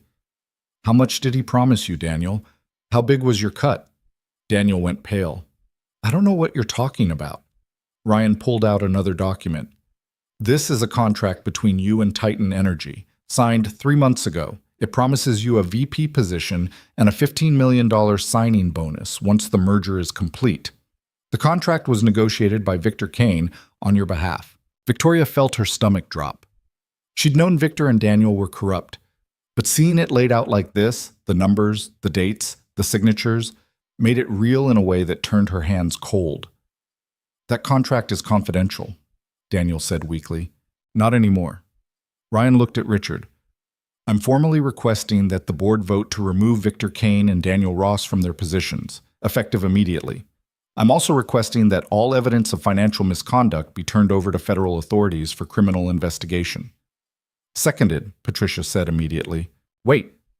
Victor stood up, and this time he didn't look calm or controlled. He looked angry.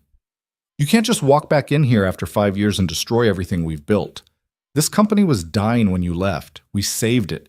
We turned it profitable. We made it matter again.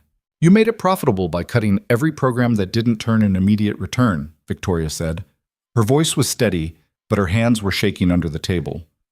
"You canceled the rural hospital contracts. You shut down the community energy projects. You fired researchers who were working on next-generation clean technology because their work wasn't marketable yet. Because those projects were bleeding money. Because they were unsustainable. Because in the real world, Victoria, companies that don't make money don't survive. Nixora wasn't built to just survive. It was built to make a difference." "That's a nice slogan. It doesn't pay salaries." "No, but stealing $40 million does." Ryan's voice cut through the argument. "You didn't save this company, Victor. You gutted it. You took everything Amelia believed in and sold it piece by piece. And when that wasn't enough, you tried to sell the whole thing to the highest bidder." Victor's face went red. "Don't you dare bring Amelia into this. You don't get to use her as some moral shield. You abandoned her legacy. You walked away and left us to shoo. I walked away to raise our daughter." Ryan's voice was quiet now, deadly quiet. "I walked away because watching my wife die destroyed me, and I had a 6-year-old who needed a father more than she needed a CEO, but I never abandoned Nixora. I never stopped caring. I just stopped being able to watch what you were doing to it." From her chair against the wall, Ellie looked up from her coloring. "Daddy!" Ryan's expression shifted instantly. "I'm okay, sweetheart. Just talking." "You sound sad." "I'm not sad. I promise." Ellie studied him for a long moment, then went back to her coloring, apparently satisfied. But Victoria saw the way Ryan's hands were trembling, saw the effort it took for him to turn back to the board and keep his voice steady. "I'm calling for a vote," Ryan said. "All in favor of removing Victor Kane and Daniel Ross from their executive positions?" "You can't do that," Victor said. "You're not on the board. You don't have voting authority." Richard spoke up. "Actually, according to the founder's clause in the corporate bylaws, Ryan can call for an emergency vote on any matter affecting company leadership. The clause was put in place specifically to prevent hostile takeovers or executive corruption. That clause hasn't been used in 20 years. That doesn't make it invalid." Richard looked around the table. "All board members have received copies of the evidence. We've heard testimony from both sides. I'm calling the vote. All in favor?" Patricia's hand went up immediately, then Harrison's, then 3 more hands, then 2 more. Victor watched the hands rise, his face going from red to white. "This is a witch hunt. You're destroying this company based on unverified accusations from a man who—" "8 votes in favor," Richard said. "All opposed?" 2 hands went up. Both belonged to board members Victoria knew had business relationships with Victor. They looked uncomfortable raising their hands, but they did it anyway. Motion passes. Victor Kane and Daniel Ross are hereby removed from their executive positions at Nexora Energy, effective immediately. Richard's voice was formal, final. "Security will escort you from the building. You have 1 hour to collect personal items from your offices. All company equipment, files, and access credentials must be surrendered before you leave." Daniel stood up so fast his chair fell over. "This is insane. You can't just fire us. We have contracts. We have rights. We'll sue. You'll be lucky if lawsuits are the worst thing you face," Patricia said coldly.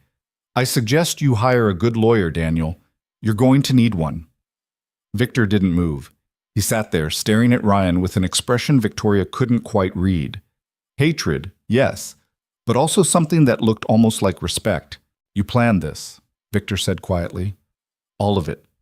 Showing up looking homeless, bringing your daughter, making yourself look sympathetic. You manipulated everyone." "I showed up looking like a single father who's been raising his kid alone for 5 years," Ryan said. "That's not manipulation. That's just reality." "And the evidence? The flash drive? The perfect timing?" "I've been gathering evidence for 6 months. I gave it to Victoria because I trusted her to do the right thing. She did. That's not manipulation either. That's just faith in decent people." Victor stood slowly. "This isn't over. You think you've won, but all you've done is destroy a company that was finally moving forward. The merger was good for Nexora. It was good for the shareholders. It was good for everyone." "It was good for you," Victoria said. "Nobody else." Victor looked at her, and for a moment his mask slipped completely. She saw exhaustion underneath, bitterness, and something that might have been genuine belief that he'd been doing the right thing. "You're making a mistake," he said quietly. "All of you. But you'll figure that out when the stock crashes and the investors pull out and this whole company collapses. And when that happens, remember that I tried to save it." He walked toward the door. Daniel followed, moving like a man in shock. Security guards were already waiting in the hallway. Through the glass walls, Victoria could see employees watching. Some looked relieved. Some looked scared. Most just looked confused. The door closed behind Victor and Daniel. The boardroom stayed silent for a long moment. Then Harrison spoke up. "Well, that was dramatic." Someone laughed, a little hysterically. The tension broke, and suddenly everyone was talking at once, asking questions, demanding next steps, trying to process what had just happened. Richard banged his cane again. "Quiet. We're not done yet." The room settled. Richard looked at Ryan. "The merger. We need to vote on whether to proceed or cancel." "Cancel it," Ryan said immediately. Titan was never interested in partnership. They wanted acquisition. They wanted to absorb Nexora and strip it for parts. The contract proves that. "Canceling the merger will cost us," Patricia said. "Titan will claim breach of contract. They'll sue for damages. Let them sue. We'll win." "How can you be sure?" Ryan pulled out yet another document. Victoria was starting to wonder how much evidence he'd actually gathered. Because the merger contract includes a fraud clause. If either party is found to have engaged in fraudulent activity during negotiations, the contract is void. Victor was negotiating on behalf of Nexora while actively embezzling from the company. That's fraud. The contract is void. Harrison leaned back in his chair. You really did think of everything. I had 6 months and a lot of sleepless nights. Ryan looked exhausted suddenly, like the adrenaline was wearing off and the weight of everything was settling onto his shoulders. I didn't want it to come to this. I wanted to believe there was a way to fix things quietly. But Victor wasn't going to stop, and the merger was the endgame. Once that went through, Nexora, as we knew it, would be gone. So what now? Patricia asked. We've removed our COO and CFO. We've canceled a major merger. The press is going to have a field day. Stock prices are going to tank. Investors are going to panic. We need a plan. Everyone looked at Ryan. He stared back at them.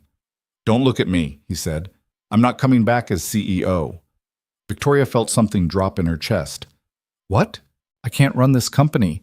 I have a 6-year-old daughter who needs me. I've already missed too much of her life trying to save Nexora from a distance. I'm not going to miss more by coming back full time. Then what are you going to do? Harrison asked. I'm going to stay involved as a board member. I'm going to use my voting shares to make sure we don't slide back into corruption. I'm going to help rebuild the programs Victor destroyed, but the day-to-day operations? Ryan looked at Victoria. That's still your job, if you want it. Victoria's throat went tight. After everything that happened on my watch? After I let Victor manipulate me for 3 years? You didn't let him do anything. He lied to you. He manipulated the books. He hid evidence. You couldn't have known. I should have known. I'm the CEO. You're a CEO who just risked everything to expose fraud. Who sent that email knowing it could end your career. Who stood up to Victor even when it would have been easier to look the other way. Ryan's voice was gentle. You made mistakes. So did I. So did everyone in this room. But you also did the right thing when it mattered most. That counts for something. Patricia nodded. I agree. Victoria, if you're willing to stay on, I'd like to nominate you to continue as CEO. Seconded, Harrison said. Victoria looked around the table. Most of the board members were nodding. A few looked uncertain, but not hostile. She thought about walking away, about resigning before she could be pushed out, about finding a quieter job somewhere where the stakes weren't so high and the mistakes didn't cost so much. Then she thought about the employees standing outside at 6 a.m, about Margaret leaking the email because she couldn't stay silent anymore, about Ryan coming back even though it meant exposing his daughter to the media circus that was about to descend on them all. I'll stay, she said quietly. But I want some things to change. Like what? Richard asked. Richard, like transparency. I want monthly financial reviews with the full board. I want external auditors brought in every quarter. I want every major contract reviewed by at least 3 people before it's signed. No more black boxes. No more trusting executives just because they've been here longer than I have. Done, Patricia said. What else? I want the humanitarian programs reinstated, the rural hospital contracts, the community energy projects, the research division that was working on next-generation clean technology. All of it. That's going to be expensive, Harrison warned. I don't care. Those programs are what make Nexora different. They're what Amelia and Ryan built this company to do. If we can't afford to run them, then we need to find a way to make them affordable. But we're not cutting them again. Ryan was looking at her with something like pride. Anything else? Yes. Victoria turned to him. I want you involved, not as CEO, but as an advisor. Someone I can talk to when I'm not sure what to do. Someone who remembers what this company was supposed to be. I can do that. And I want a better culture. I want employees to feel like they can speak up when something's wrong. I want executives who care about people, not just profit margins. I want Nexora to feel human again. The room was quiet. Then Richard smiled. I think Amelia would have approved. Victoria felt tears prick her eyes, but she blinked them away. When do we tell the press? Now, Richard said. We hold a press conference this afternoon. Full transparency. We explain what happened, what we're doing about it, and where the company is going from here. They're going to ask about Ryan. Let them ask. Ryan stood up, walked over to where Ellie was coloring, and crouched beside her. "Hey, Ellie Bell, we need to talk about something." Ellie looked up. "Are we going home?" "Soon, but first there are going to be some people who want to talk to Daddy. People with cameras, reporters. They're going to ask a lot of questions." "Why?" "Because Daddy used to work here, and now he's helping fix some problems. And when people fix big problems, other people want to know about it." Ellie frowned. "Will they ask me questions?" "Maybe, but you don't have to answer if you don't want to, and I'll be right there with you the whole time." "Okay." She went back to coloring, unconcerned. Kids had a way of accepting things that would terrify adults. Ryan stood and looked at Victoria. "We should prepare talking points. Figure out what we're going to say." "I'll handle the business side," Victoria said.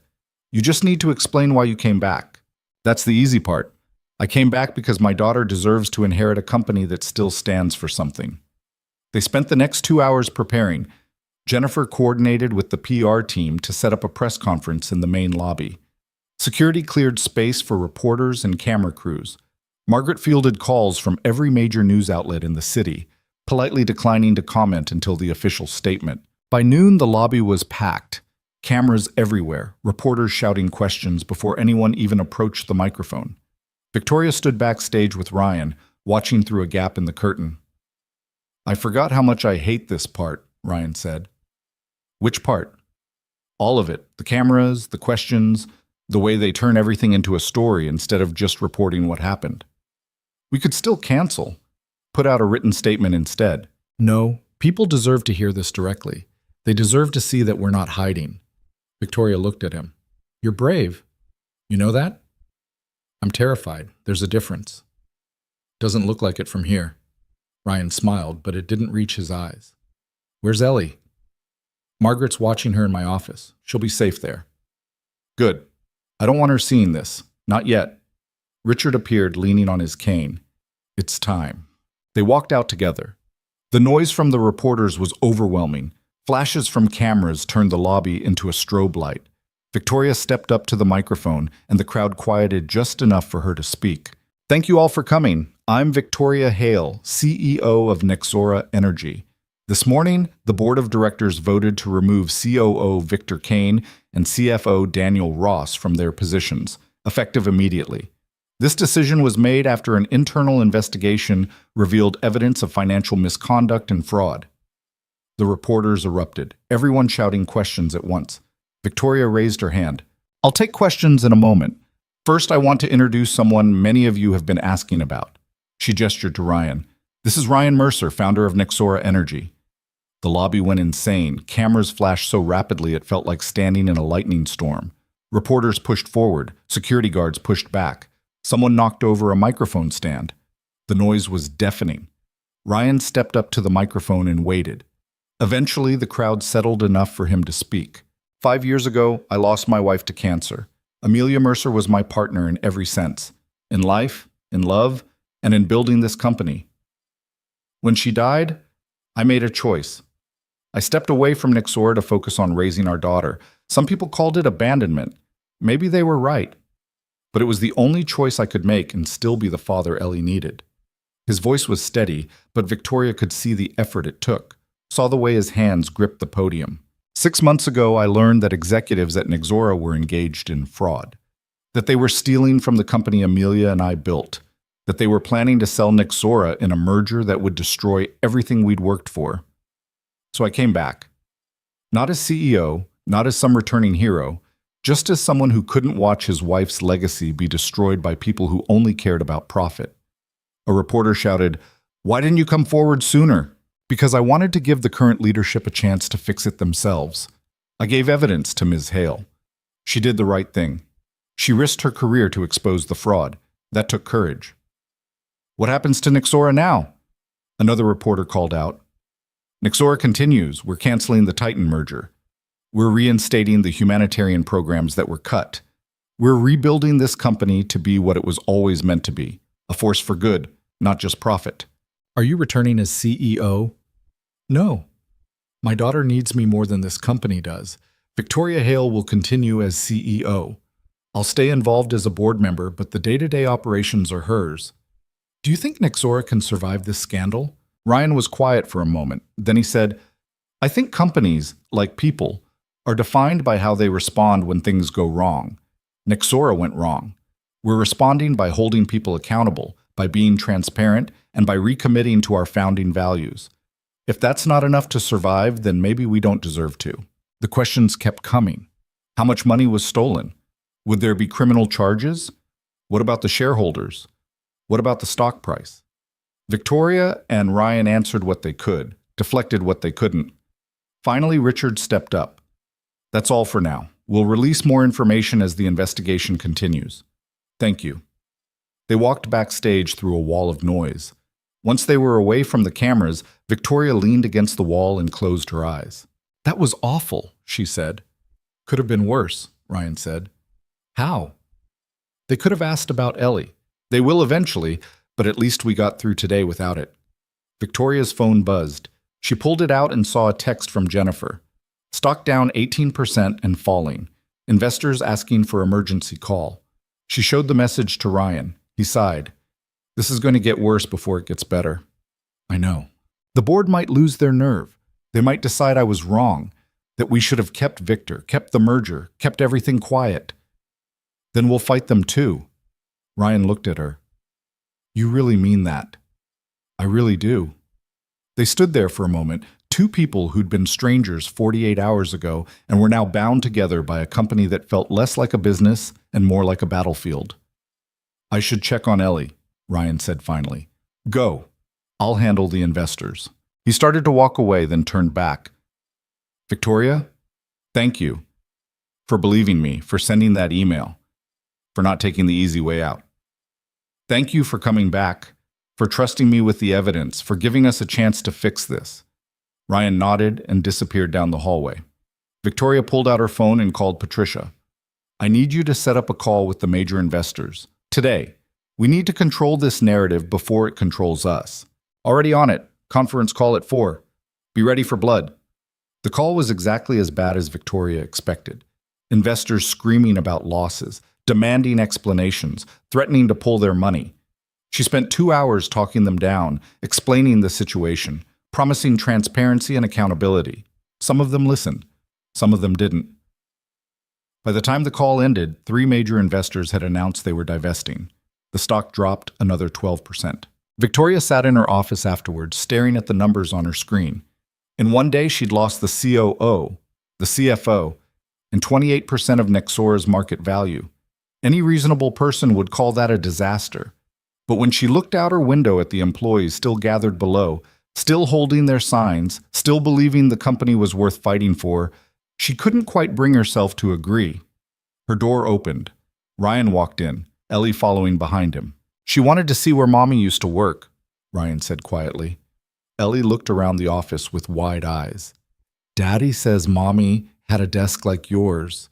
She did, right over there. Victoria pointed to a corner where she'd set up a reading chair. That's where she used to sit when she needed to think. Can I sit there? Of course.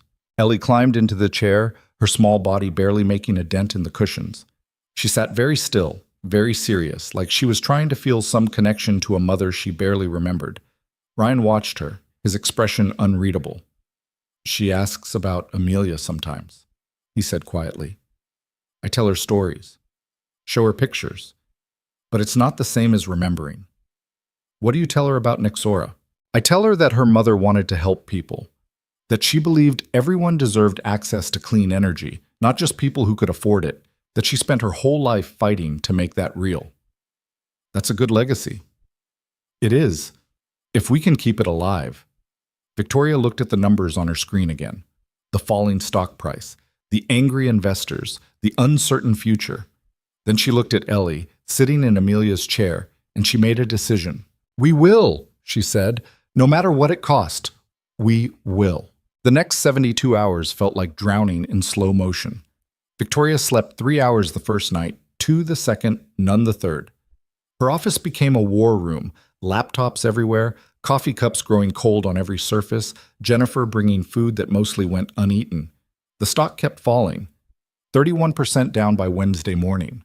Investors were hemorrhaging money, and they wanted blood in return. Ryan showed up each morning at 7, Ellie in tow, and stayed until she got restless around noon. He'd set up a small corner in Victoria's office with coloring books and toys, turning the space into something that felt less like corporate headquarters and more like a daycare center that happened to be trying to save a multi-billion-dollar company.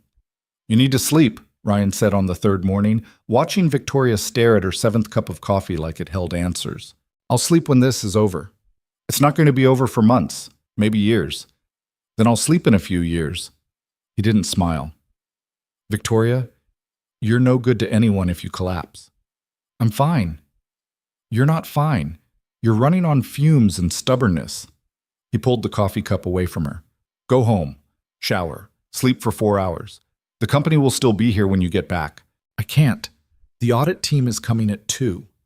The legal team needs briefing at 4, and I have calls with—" "I'll handle them." Victoria looked up. "You said you weren't coming back as CEO." "I'm not, but I can field calls for a few hours while you remember what it's like to be human." Ryan's voice was gentle but firm. "Please, for me, for Ellie, who keeps asking why the nice lady looks so tired." Victoria glanced at Ellie, who was watching them both with serious eyes while pretending to focus on coloring a unicorn. "Fine," Victoria said. 4 hours. But if anything urgent happens, I'll call you immediately." She grabbed her coat and bag, moving like someone who'd forgotten how bodies worked. In the elevator down, she caught her reflection in the steel doors. Ryan was right. She looked terrible. Worse than terrible. She looked like someone who'd aged 5 years in 3 days. Her apartment felt foreign. She'd barely been home since the press conference, just quick stops to change clothes and check mail. Now, standing in her living room in the middle of a Wednesday afternoon, she felt like an intruder in her own space. She showered until the hot water ran cold, then collapsed into bed fully intending to sleep for exactly 4 hours. She woke up 9 hours later to her phone ringing in the darkness. She grabbed it, panic flooding through her. Ryan's name on the screen. "What happened? What's wrong?" "Nothing's wrong. Breathe." Ryan's voice was calm. "I just wanted to check if you were alive. You've been gone for 9 hours. Victoria looked at her clock, 8 p.m. "I was supposed to be back at noon." "I know. I told everyone you were in meetings off-site. Patricia covered for you with the audit team. Richard handled the legal briefing. We survived. The calls, all handled. The world didn't end because you took a day to sleep." Victoria sat up, rubbing her face. She felt marginally more human, still exhausted, but no longer on the edge of collapse. "Thank you." "Don't thank me. Just eat something and come back tomorrow. We have a long road ahead." He hung up before she could respond. Victoria sat in the dark for a moment, then got up and made herself actual food. Not coffee, not energy bars, but real food. Pasta, vegetables, things that required cooking. While she ate, she checked her email. Hundreds of unread messages. She scanned the subject lines, looking for disasters. Most were what she expected. Investor complaints, press inquiries, legal notifications. But one caught her eye. Subject line, from a small town in Indiana. She opened it. "Ms. Hale, you don't know me. My name is Sarah Chen. I'm the administrator at Riverside Community Hospital in Moorfield, Indiana. Population 3,200. We're small. Forgotten by most people. But 3 years ago, Nexora Energy partnered with us to install a clean energy system that cut our operating costs by 40%. That money went directly into patient care. Better equipment. More staff. Extended hours. Last month, we got notice that our contract was being terminated. No explanation, no warning. Just a form letter saying the program was being discontinued. Then yesterday, we got another letter. This one from you, saying the contract was being reinstated, saying Nexora was recommitting to its community partnerships, saying we mattered. I cried when I read it. Our whole staff cried, because we'd started planning which services to cut, which people to lay off. How to explain to our patients that we couldn't afford to keep their rural hospital running. I don't know what's happening at Nexora. I see the news about fraud and stock prices and corporate drama. But I want you to know that whatever you're doing, whatever it's costing you, it matters. You're saving lives. Not in some abstract corporate way, in a real tangible way. Thank you." Sarah Chen Victoria read the email 3 times. Then she forwarded it to Ryan with a single line. "This is why we're fighting." His response came immediately. I know. Get some sleep. Tomorrow's going to be worse. He was right. Thursday morning brought federal investigators. 2 agents from the FBI, polite but relentless, asking questions about Victor, about Daniel, about the shell companies and offshore accounts. They interviewed Victoria for 4 hours. Then they interviewed Ryan for 6. When Ryan finally emerged from the conference room, he looked drained. Ellie ran to him immediately, wrapping her arms around his legs. "Daddy, you were gone forever." "I know, sweetheart. I'm sorry." "Were those the police?" Ryan glanced at Victoria, who'd been waiting in the hallway. "Sort of. They're people who make sure companies follow the rules." "Did we break the rules?" "Some people did. We're helping fix it." Ellie seemed satisfied with that answer. Ryan picked her up even though she was getting too big for it and carried her toward the elevator. "How bad?" Victoria asked quietly. "They're building a criminal case. Against Victor, definitely. Daniel too, probably. They'll want more interviews, more documents. This is going to drag out for months." "What about us? The company?" "They're treating us as cooperative witnesses, not targets, for now." Ryan shifted Ellie's weight. "But Victoria, this is going to get uglier. They're going to subpoena records, interview employees, dig through everything. The press is going to have a field day." "Can Nixor survive that?" "I don't know. Honestly, I don't know."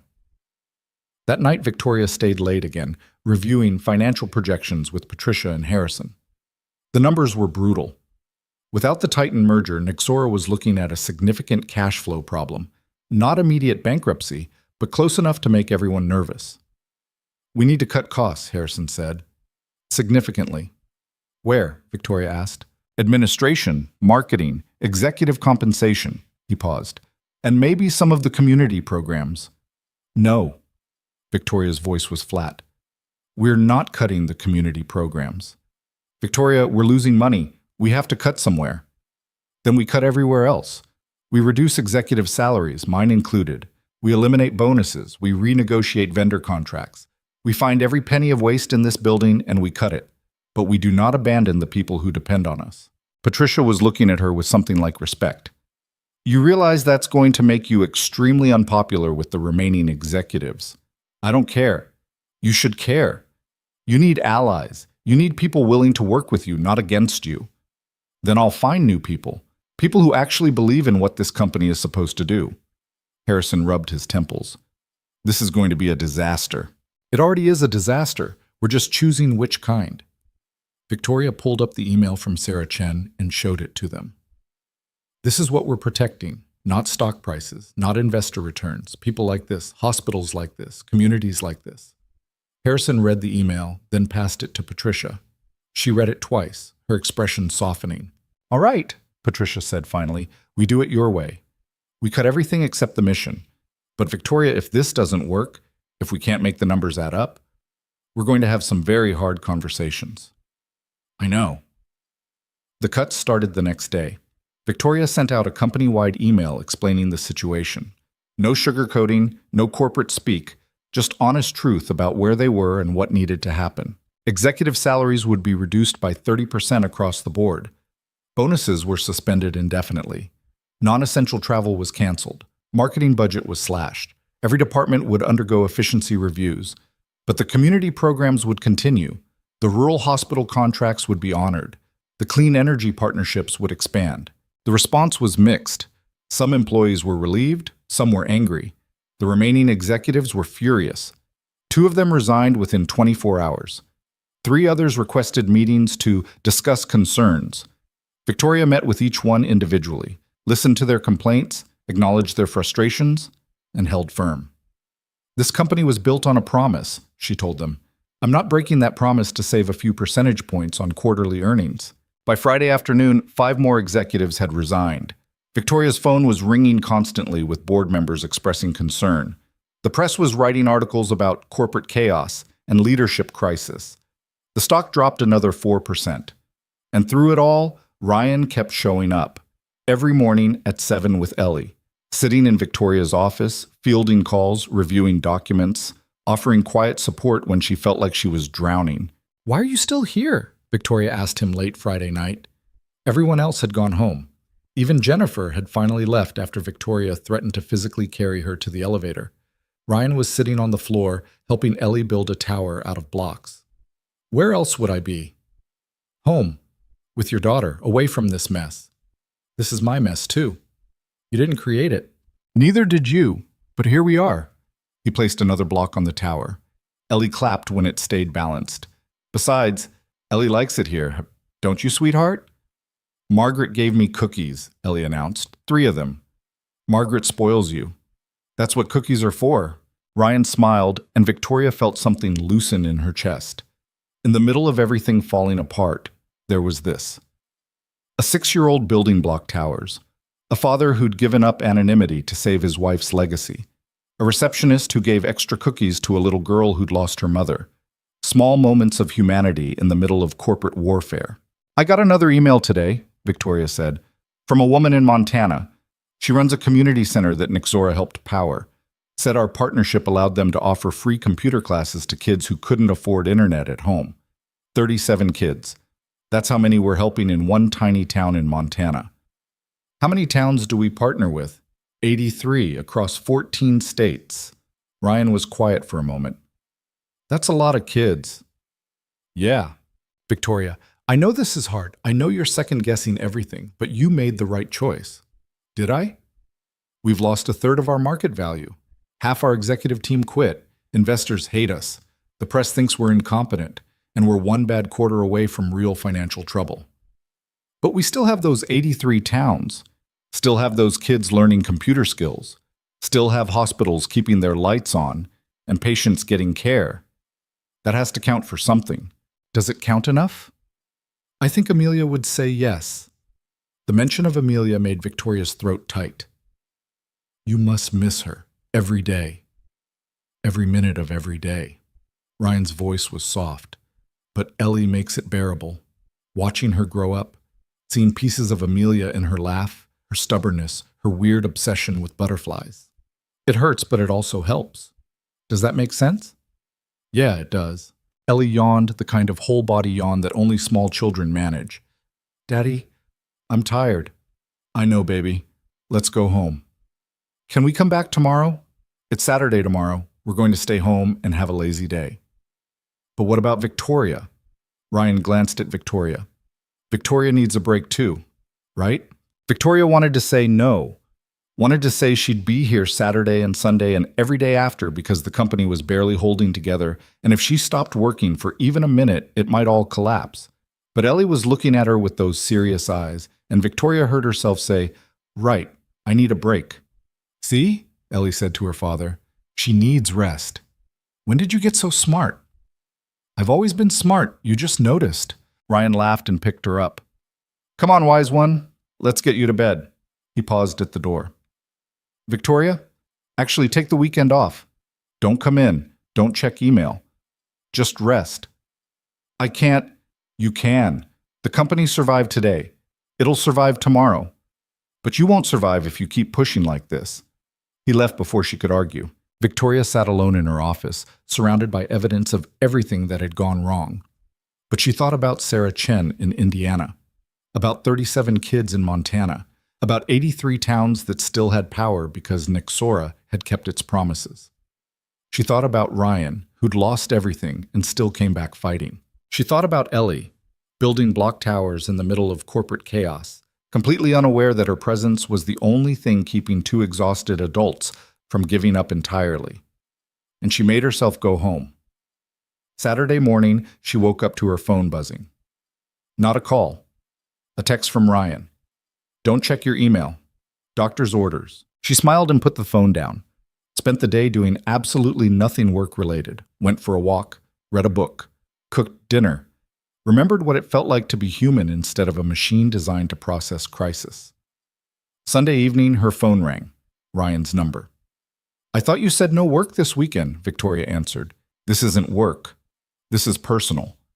Ryan sounded strange, tight. Can you come to my apartment? I need to show you something. Is everything okay? Just come, please. She went. Ryan's apartment was smaller than she expected. Not run down, but clearly the home of someone who'd chosen function over style. Toys scattered on the floor, kids' drawings on the refrigerator, a worn couch that had seen better days. Ellie ran up to her immediately. "Victoria, Daddy said you were coming." "Hi, Ellie. Want to see my room? I have a butterfly lamp." "Maybe later, sweetheart. Let me talk to your dad first." Ryan was standing in the kitchen, holding a manila envelope. He looked like he hadn't slept. "What's wrong?" Victoria asked. "I got this in the mail yesterday, from Victor's lawyer." Victoria's stomach dropped. "What is it?" "Lawsuit. Against me personally. Claiming I orchestrated a hostile takeover, that I manipulated the board, that I falsified evidence to destroy his career." Ryan's hands were shaking. He's suing for defamation, wrongful termination, and emotional distress. He wants $500 million. "That's insane. We have evidence, documentation. The FBI has confirmed." "Doesn't matter. This isn't about winning. This is about bleeding me dry with legal fees, tying me up in court for years, making sure I'm too distracted and broke to keep fighting." Victoria took the envelope and read through it. The lawsuit was comprehensive, vicious. It painted Ryan as an unstable, grieving widower who'd fabricated evidence out of paranoid delusion. It questioned his mental fitness. It suggested he was using his daughter as a prop to gain sympathy. "This is character assassination," Victoria said quietly. "I know. We can fight this. We will fight this." "With what money?" "I have assets, but most of them are tied up in Nexora stock, which is currently worth 30% less than it was a week ago. Victor knows that. He's betting I can't afford a prolonged legal battle." "Then we pool resources. The company will help cover legal costs. Victoria, the company can barely afford to keep the lights on right now. You can't take on my legal bills too." "Yes, I can. This is corporate business. Victor's attacking you because of actions you took as a board member. That makes it the company's responsibility." Ryan sat down heavily. He's also threatening to go after Ellie. Not directly, but the lawsuit mentions her. Talks about how I've exposed her to traumatic corporate conflict, how I'm using her to manipulate public opinion. His lawyer is already reaching out to child welfare services, asking them to investigate whether I'm providing a stable home environment. Victoria felt rage burn through her exhaustion. "Can't do that." "He can, and he is, because he knows it'll hurt me more than anything else." Ryan's voice cracked. "I can handle the money, the lawsuits, the press, but if they try to take Ellie, they won't. We won't let them." "How? How do we stop this?" Victoria didn't have an answer. She sat down beside him, and they stayed there in silence while Ellie played in the next room, singing to herself, completely unaware that her world was about to get even more complicated. Finally, Victoria said, "We fight. That's all we can do. We fight with everything we have. We document everything. We cooperate with investigators. We show the world that Victor is the criminal, not you. We make his lawsuit look like exactly what it is, a desperate attempt to avoid accountability. And if we lose, we won't. But if we do," Victoria met his eyes, "then we lose together, and we figure out what comes next. But I'm not abandoning you, Ryan. You came back for this company, for Amelia's legacy. The least I can do is stand beside you when it gets hard." Ryan's eyes were wet. "Thank you." "Don't thank me. Just promise me something." "What?" "Promise me you won't give up, no matter how bad this gets, no matter what Victor throws at us. Promise me you'll keep fighting." "I promise." They sat there while the sun set outside, two people who'd been strangers a week ago, now bound together by a battle neither of them had asked for, but both refused to lose. In the next room, Ellie started singing a song about butterflies. Her voice was high and sweet and completely out of tune, and somehow, despite everything, that made it easier to believe they might actually survive this. Monday morning came too fast and felt too heavy. Victoria arrived at Nexora headquarters before dawn to find Margaret already at her desk, looking like she hadn't slept either. The older woman handed Victoria a coffee without a word, just a knowing look that said they were all running on fumes and determination now. "Anything I need to know before the chaos starts?" Victoria asked. 3 reporters camped outside since 5 a.m. Legal team wants an emergency meeting at 8, and someone left flowers at the memorial. Victoria paused. "What memorial?" "Come see." Margaret led her through the lobby to a corner near the main entrance. Someone had set up a small display, a photo of Amelia Mercer, surrounded by candles and flowers.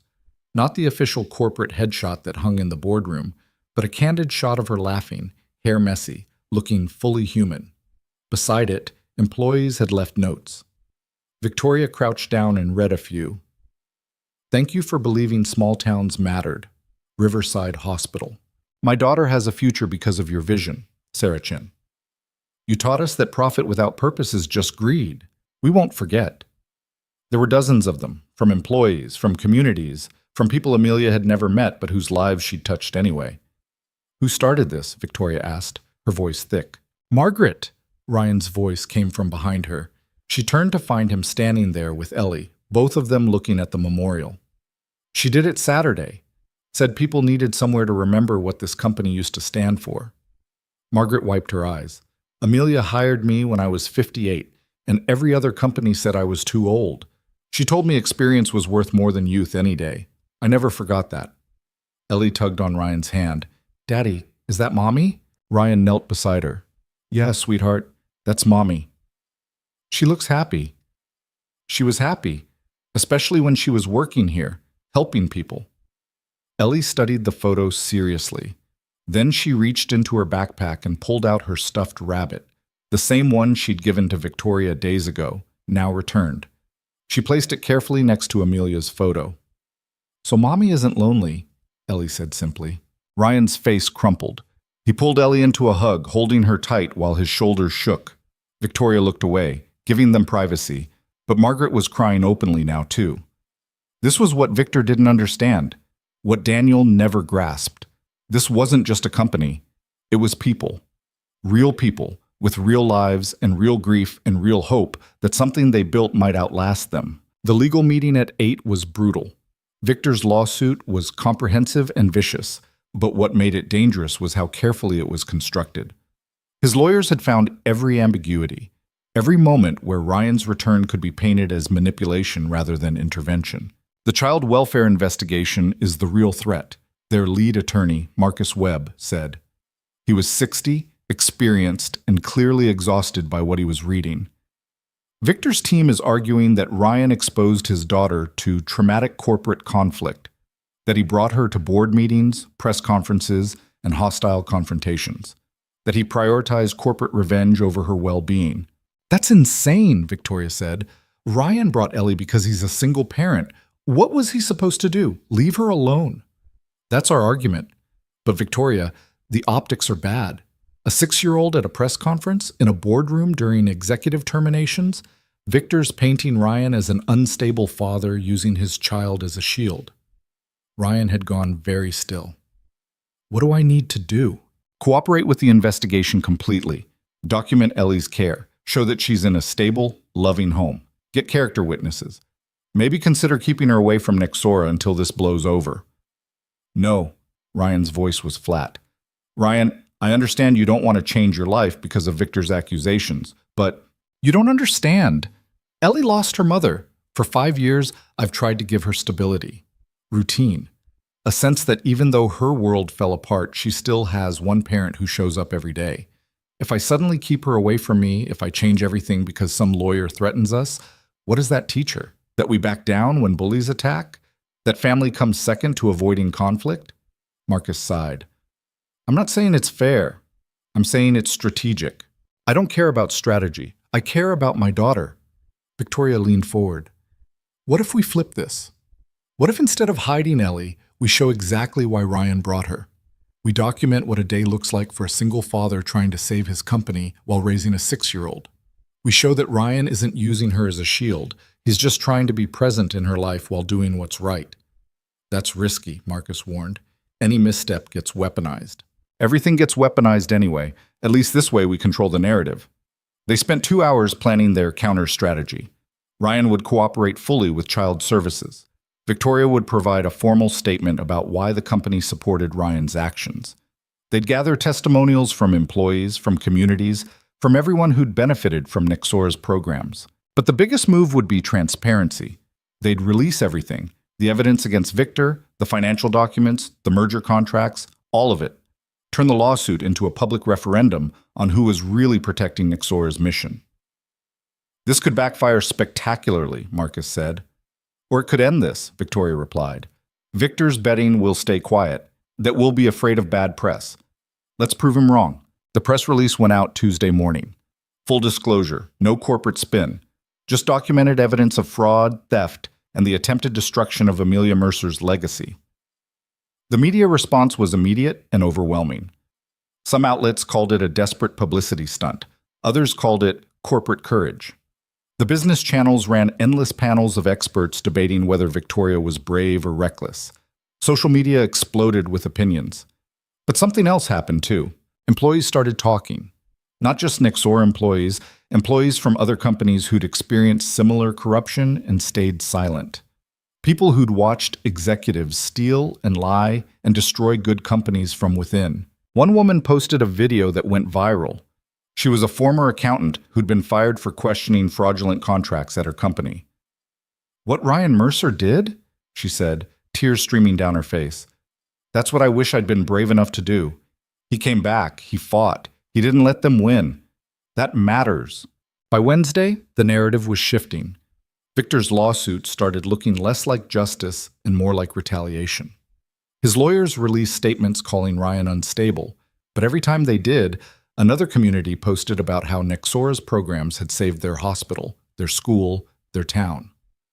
Thursday afternoon, Victoria was in her office reviewing financial projections when Jennifer knocked urgently. "Ma'am, you need to see this." She pulled up a news stream, a press conference, but not theirs. Victor Kane stood in front of cameras, flanked by his lawyers, looking composed and righteous. "I didn't want it to come to this," Victor was saying. "I spent 15 years building Nexora Energy into a profitable, sustainable company. And I'm being accused of theft by a man who abandoned his responsibilities and then returned with fabricated evidence. This isn't about justice. It's about a grief-stricken individual who couldn't handle the loss of his wife and is now lashing out at everyone who kept his company alive in his absence." A reporter shouted a question. "What about the evidence? The bank statements? The shell companies?" "All of which will be proven false or misinterpreted when this reaches court. I have complete faith in the legal system, and I have complete confidence that the truth will prevail." Another reporter. "What about the merger? The contract clauses that would have terminated community programs?" Victor's expression hardened. Those clauses were standard corporate restructuring language. Every merger includes efficiency reviews. The fact that Ryan Mercer interpreted that as some kind of betrayal shows how disconnected he is from modern business practices. And the child welfare investigation? Your lawsuit claims Ryan Mercer is an unfit parent. I take no pleasure in that. But when someone brings a 6-year-old to hostile corporate confrontations, when he exposes her to media circuses and boardroom battles, someone has to speak up for that child's well-being. I'm simply ensuring she's protected. Victoria felt sick watching it. Victor was good. Too good. He sounded reasonable, concerned, like someone trying to protect both the company and a vulnerable child from an unstable father. Ryan appeared in her doorway. He'd been watching too. "He's winning," Ryan said quietly. "No, he's not." "Victoria, look at him. He sounds rational. I sound like a conspiracy theorist. He has lawyers and PR teams. I have a folder of documents that might be real or might be fabricated, depending on who you believe. The FBI believes them. The FBI hasn't charged him yet. Until they do, this is a he said, she said situation, and Victor's better at this game than I am." Victoria stood up. "Then we changed the game." "How?" She thought about Sarah Chen's email, about the memorial in the lobby, about 37 kids in Montana learning computer skills because Nexora had kept its promises. "We stopped fighting on his terms, stopped making this about corporate politics and legal battles.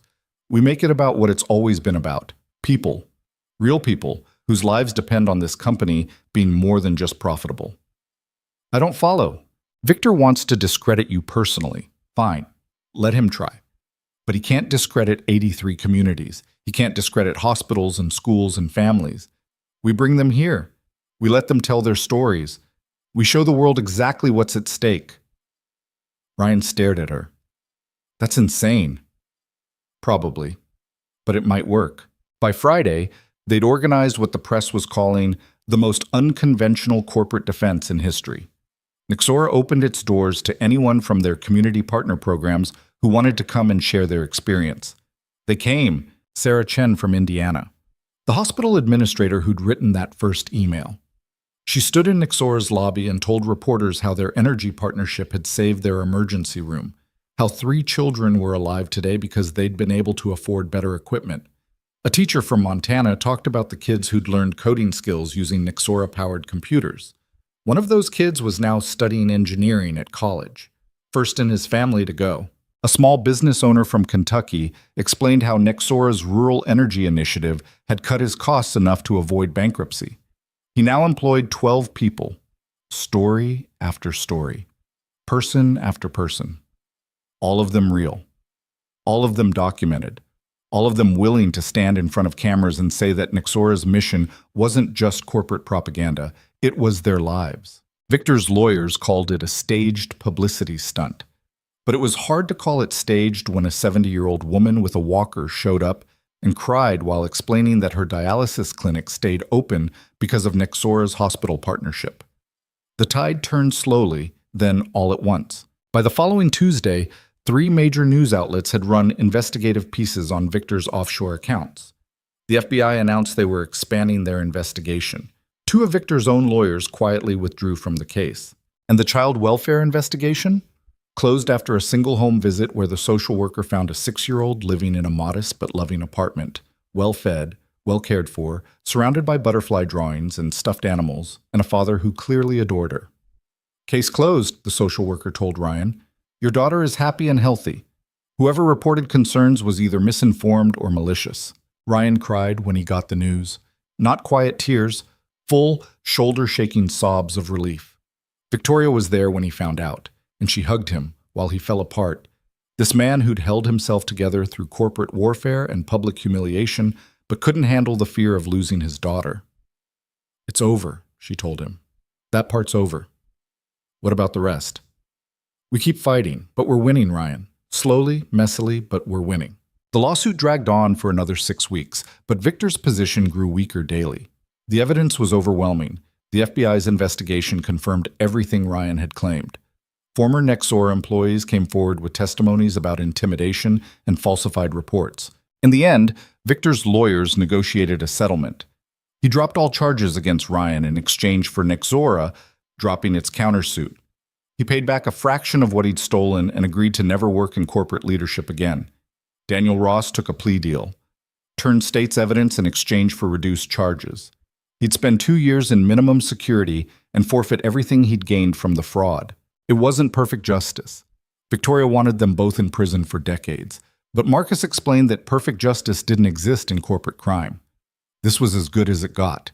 The company's recovery was slower and harder than anyone wanted. The stock eventually stabilized, but 30% below where it started. Some investors never came back.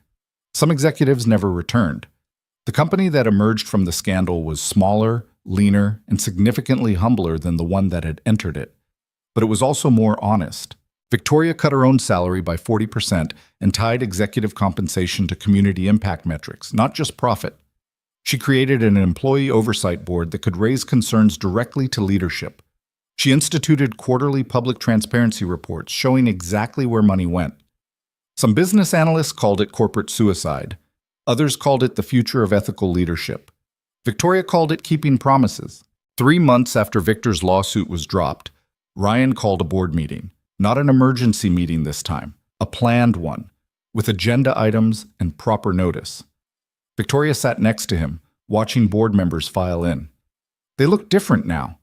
Less polished, more worn, but somehow more real, like they'd all aged a decade in 3 months and decided that was acceptable. I'm resigning from the board, Ryan announced once everyone was seated. The room went silent. Why? Patricia asked. Because my daughter is starting first grade in 2 weeks, and I want to be the kind of father who shows up to parent-teacher conferences and school plays and soccer games without worrying about quarterly earnings calls. Ryan smiled. I've spent 3 months fighting for this company. Now I need to fight for the life I promised Ellie we'd have.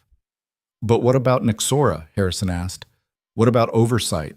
Making sure we don't slide back into corruption. I'm not leaving completely. I'll maintain my shares. I'll stay available for consultation. But I won't be on the board. I won't be in strategy meetings. I'm going back to being what I should have been all along, a father who built something good and trusts other people to keep it that way. He looked at Victoria. I trust you to keep it that way. Victoria felt her throat tighten. I'll do my best. I know you will. That's why I can leave. The vote to accept his resignation was unanimous. After the meeting, board members came up to shake Ryan's hand, thank him, wish him well. Patricia hugged him. Harrison, who Victoria had never seen show emotion, had tears in his eyes. When everyone else had left, Victoria and Ryan stood alone in the boardroom. You're really leaving, she said. I'm really leaving. I'm going to miss having you here. I'm not disappearing. I'm just going to be the annoying shareholder who sends concerned emails instead of the exhausted board member who looks like death. Victoria laughed. Fair enough. They stood there for a moment, two people who'd been thrown together by crisis and had somehow become something like friends. Thank you, Ryan said quietly, for believing me, for fighting, for not taking the easy way out. Thank you for coming back, for trusting me with the evidence, for reminding me why this company matters. We did good, didn't we? Yeah, we did good. Ryan picked up his briefcase, the same worn bag he'd been carrying since that first day in the lobby. Ellie wants to know if you'll come to her birthday party next month. It's a butterfly theme. Very serious business. I wouldn't miss it. Good. Because she's been practicing her hosting skills, and I think she's going to make everyone play Pin the Wings on the Butterfly for like 3 hours straight. Sounds perfect. Ryan walked toward the door, then paused. Victoria, one more thing. Yeah? Amelia would have liked you. I know I've said that before, but I mean it. She would have been proud of what you did here, how you fought for her vision even when it cost you everything. Victoria's eyes burned. I wish I could have met her. Me too. Ryan smiled sadly. But in a way, you did. Every time you chose people over profit, every time you kept a promise to a community nobody else cared about, every time you refused to let this company become just another corporation. That was Amelia. That was her legacy. And you protected it. He left before Victoria could respond. She stood alone in the boardroom looking out at Chicago. The city spread below her, millions of people living their lives, completely unaware that a small energy company had spent 3 months fighting for its soul. Her phone buzzed. An email from Sarah Chen. Just wanted to let you know we're expanding our emergency room. Because of you, we can afford it. 20 more beds, more lives saved. Thank you for not giving up on us. Victoria smiled and closed her laptop. The next few months passed in something that felt almost like peace. The company didn't return to its pre-scandal glory. Probably never would. But it found a different kind of success. Quieter, steadier, built on relationships instead of stock prices. More communities reached out for partnerships. More employees started speaking up about problems instead of hiding them. More executives joined who actually believed in the mission instead of just tolerating it for career advancement. Victoria worked long hours, but not desperate ones. She slept, ate real food, occasionally took weekends off, remembered what it felt like to be a person instead of a crisis response machine. And every few weeks she'd get an email from Ryan, updates about Ellie's first-grade adventures, photos of father-daughter science projects, complaints about how hard it was to braid hair for ballet recitals, normal life stuff, the kind of life he'd put on hold to save his wife's company. On the 6-month anniversary of Victor's termination, Victoria organized a small ceremony in the lobby. Not a celebration, that felt wrong when so much had been lost, but a remembrance. They unveiled a permanent memorial to Amelia Mercer. Not a corporate plaque with formal language, but a real tribute with her photo, her words, and a simple inscription. She believed everyone deserved power, both the electrical kind and the human kind. Employees gathered, some who'd worked with Amelia directly, most who'd only heard stories, all of them who'd chosen to stay with Nixora even when it would have been easier to leave. Ryan came with Ellie. She was taller now, missing a front tooth, carrying a new backpack covered in monarchs instead of butterflies. Daddy, that's Mommy's memorial, Ellie said, reading the inscription slowly. Yeah, sweetheart, what do you think? I think she would have liked it. It sounds like her. How do you know what she sounded like? Because you tell me stories.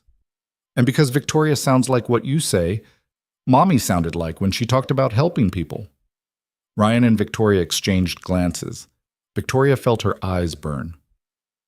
That's a really smart observation, Ellie Bell, Ryan said. I know. I'm in the advanced reading group now. The ceremony was short. Victoria said a few words about Amelia's vision. Richard told a story about the early days of Nixora, when Amelia had convinced a skeptical bank to fund their first community project by bringing in actual community members to testify. Margaret read names of all 83 partner communities. It took 15 minutes. Nobody got impatient. Afterward, people lingered, shared memories. A few employees who'd never met Amelia listened to the stories and understood, maybe for the first time, why this company was worth fighting for. Ryan found Victoria by the memorial. "She really would have liked you," he said again. "You keep saying that." "Because it keeps being true." He paused. "I got an email yesterday from a venture capital firm. They want to invest in Nixora. Significant money. They're specifically interested because of our community programs." "What did you tell them?" "I told them to contact you. You're the CEO. But Victoria, this could be the cash flow solution we've been looking for. Enough to expand the programs, maybe even restore some of what we had to cut." Victoria thought about it. "Are they good people?" "Define good. Do they care about the mission or just the returns?" "Both, I think, but they seem to understand that one depends on the other." "Then I'll take the meeting, but carefully. No more blind trust in people just because they say the right things." "Agreed." They stood there watching Ellie, who was now showing another little girl her butterfly backpack, explaining in serious detail why monarchs were superior to all other butterfly species. "She's happy," Victoria observed. "Yeah, finally. It took a while, but she's happy." Ryan's voice was soft. "Some nights she still has bad dreams about her mom. Some days she asks questions I don't know how to answer. But mostly, she's just a kid who likes butterflies and hates broccoli and thinks multiplication is a conspiracy against first graders." "That sounds perfect." "It is. It really is." Victoria's phone buzzed. A text from Patricia. "Board meeting moved to Thursday. New investor presentation. This could be big." She showed it to Ryan. He smiled. "Go make Amelia proud," he said. "I think we already did." The meeting with the venture capital firm happened 2 weeks later. They were younger than Victoria expected, more idealistic than most investors, and genuinely interested in proving that profitable companies could also be ethical ones. The deal they proposed was fair. Money for expansion in exchange for a minority stake and quarterly impact reports. They didn't want to change Nixora's mission. They wanted to amplify it. Victoria negotiated hard anyway, made sure the contract protected community programs, made sure no single investor could override the board, made sure Nixora's soul wasn't for sale, even to well-meaning buyers. The final agreement took 6 weeks to hammer out. When it was signed, Nixora had enough capital to restore every program that had been cut, expand into 12 new communities, and increase salaries for employees who'd taken pay cuts during the crisis. The stock started climbing. Slowly at first, then faster. Investors who'd fled during the scandal started quietly returning. The press wrote articles about the company that chose ethics and survived. It wasn't a fairy tale ending. Companies didn't get those. There were still hard days, still difficult decisions, still moments when Victoria questioned whether she was doing enough, doing it right, doing what Amelia would have wanted. But there were also emails from communities saying thank you, employees who felt heard, board meetings where people asked about impact before profit, small victories that added up to something that felt like redemption. One evening, almost a year after that first day in the lobby, Victoria stood in her office looking out at the city. The same view she'd had when all of this started, but everything felt different now. Her phone rang. "Ryan." "Hey," she answered. "Hey, quick question. Ellie's school is doing a career day thing. She wants to know if you'd come talk about being a CEO. She wants me to talk to first graders about corporate leadership. She wants you to talk about how you help people. Those are her words, not mine." Victoria smiled. "Tell her I'd be honored." "Good. Fair warning. She's planning to introduce you as Daddy's friend who saved Mommy's company. I tried to explain that it's more complicated than that, but she's 6 and she likes simple stories." "Simple stories are good sometimes." Yeah, they are." After they hung up, Victoria stayed at her window for a while longer. She thought about everything that had happened, the fraud, the fighting, the fear that it would all collapse. The way Ryan had walked into a lobby looking nothing like a billionaire and everything like a father who'd run out of options but not out of hope. The way Ellie had asked, "Daddy, why do they hate us?" and changed everything with one innocent question. The way corporations were made of people with real lives and real consequences when leadership forgot that simple truth. She thought about Amelia Mercer, who she'd never met, but who felt present in every decision Victoria made now. A woman who'd believed that business could be more than quarterly earnings, that profit without purpose was just greed dressed up in corporate language. And she thought about the emails she still got sometimes, from Sarah in Indiana, from teachers in Montana, from business owners and hospital administrators and parents whose children had opportunities because one company had decided to keep its promises even when it cost everything. Maybe that was the real lesson. Not that good always won, or that justice always prevailed, or that fighting corruption always worked out cleanly. The lesson was simpler and harder than that. Sometimes doing the right thing cost you everything. Sometimes it meant sleepless nights and falling stock prices and lawsuits from people who wanted you destroyed. Sometimes it meant risking your career, your reputation, your sense of security. But sometimes, not always, but sometimes, it also meant looking at yourself in the mirror and knowing you hadn't looked away when it mattered.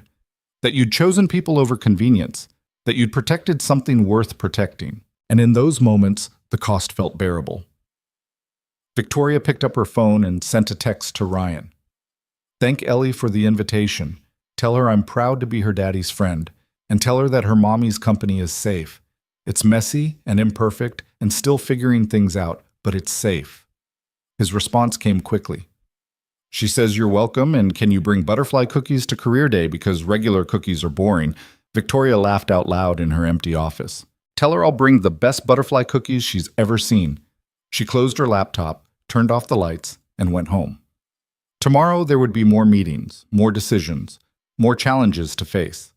But tonight, she was going to sleep soundly, knowing that sometimes the hardest battles were the ones most worth fighting. And sometimes, just sometimes, single fathers in worn coats and 6-year-olds with butterfly backpacks could walk into a corporate headquarters and remind everyone inside that companies weren't just made of money and stock prices. They were made of people. Imperfect, stubborn, beautiful people trying to build something that mattered. And that was enough. That had always been enough.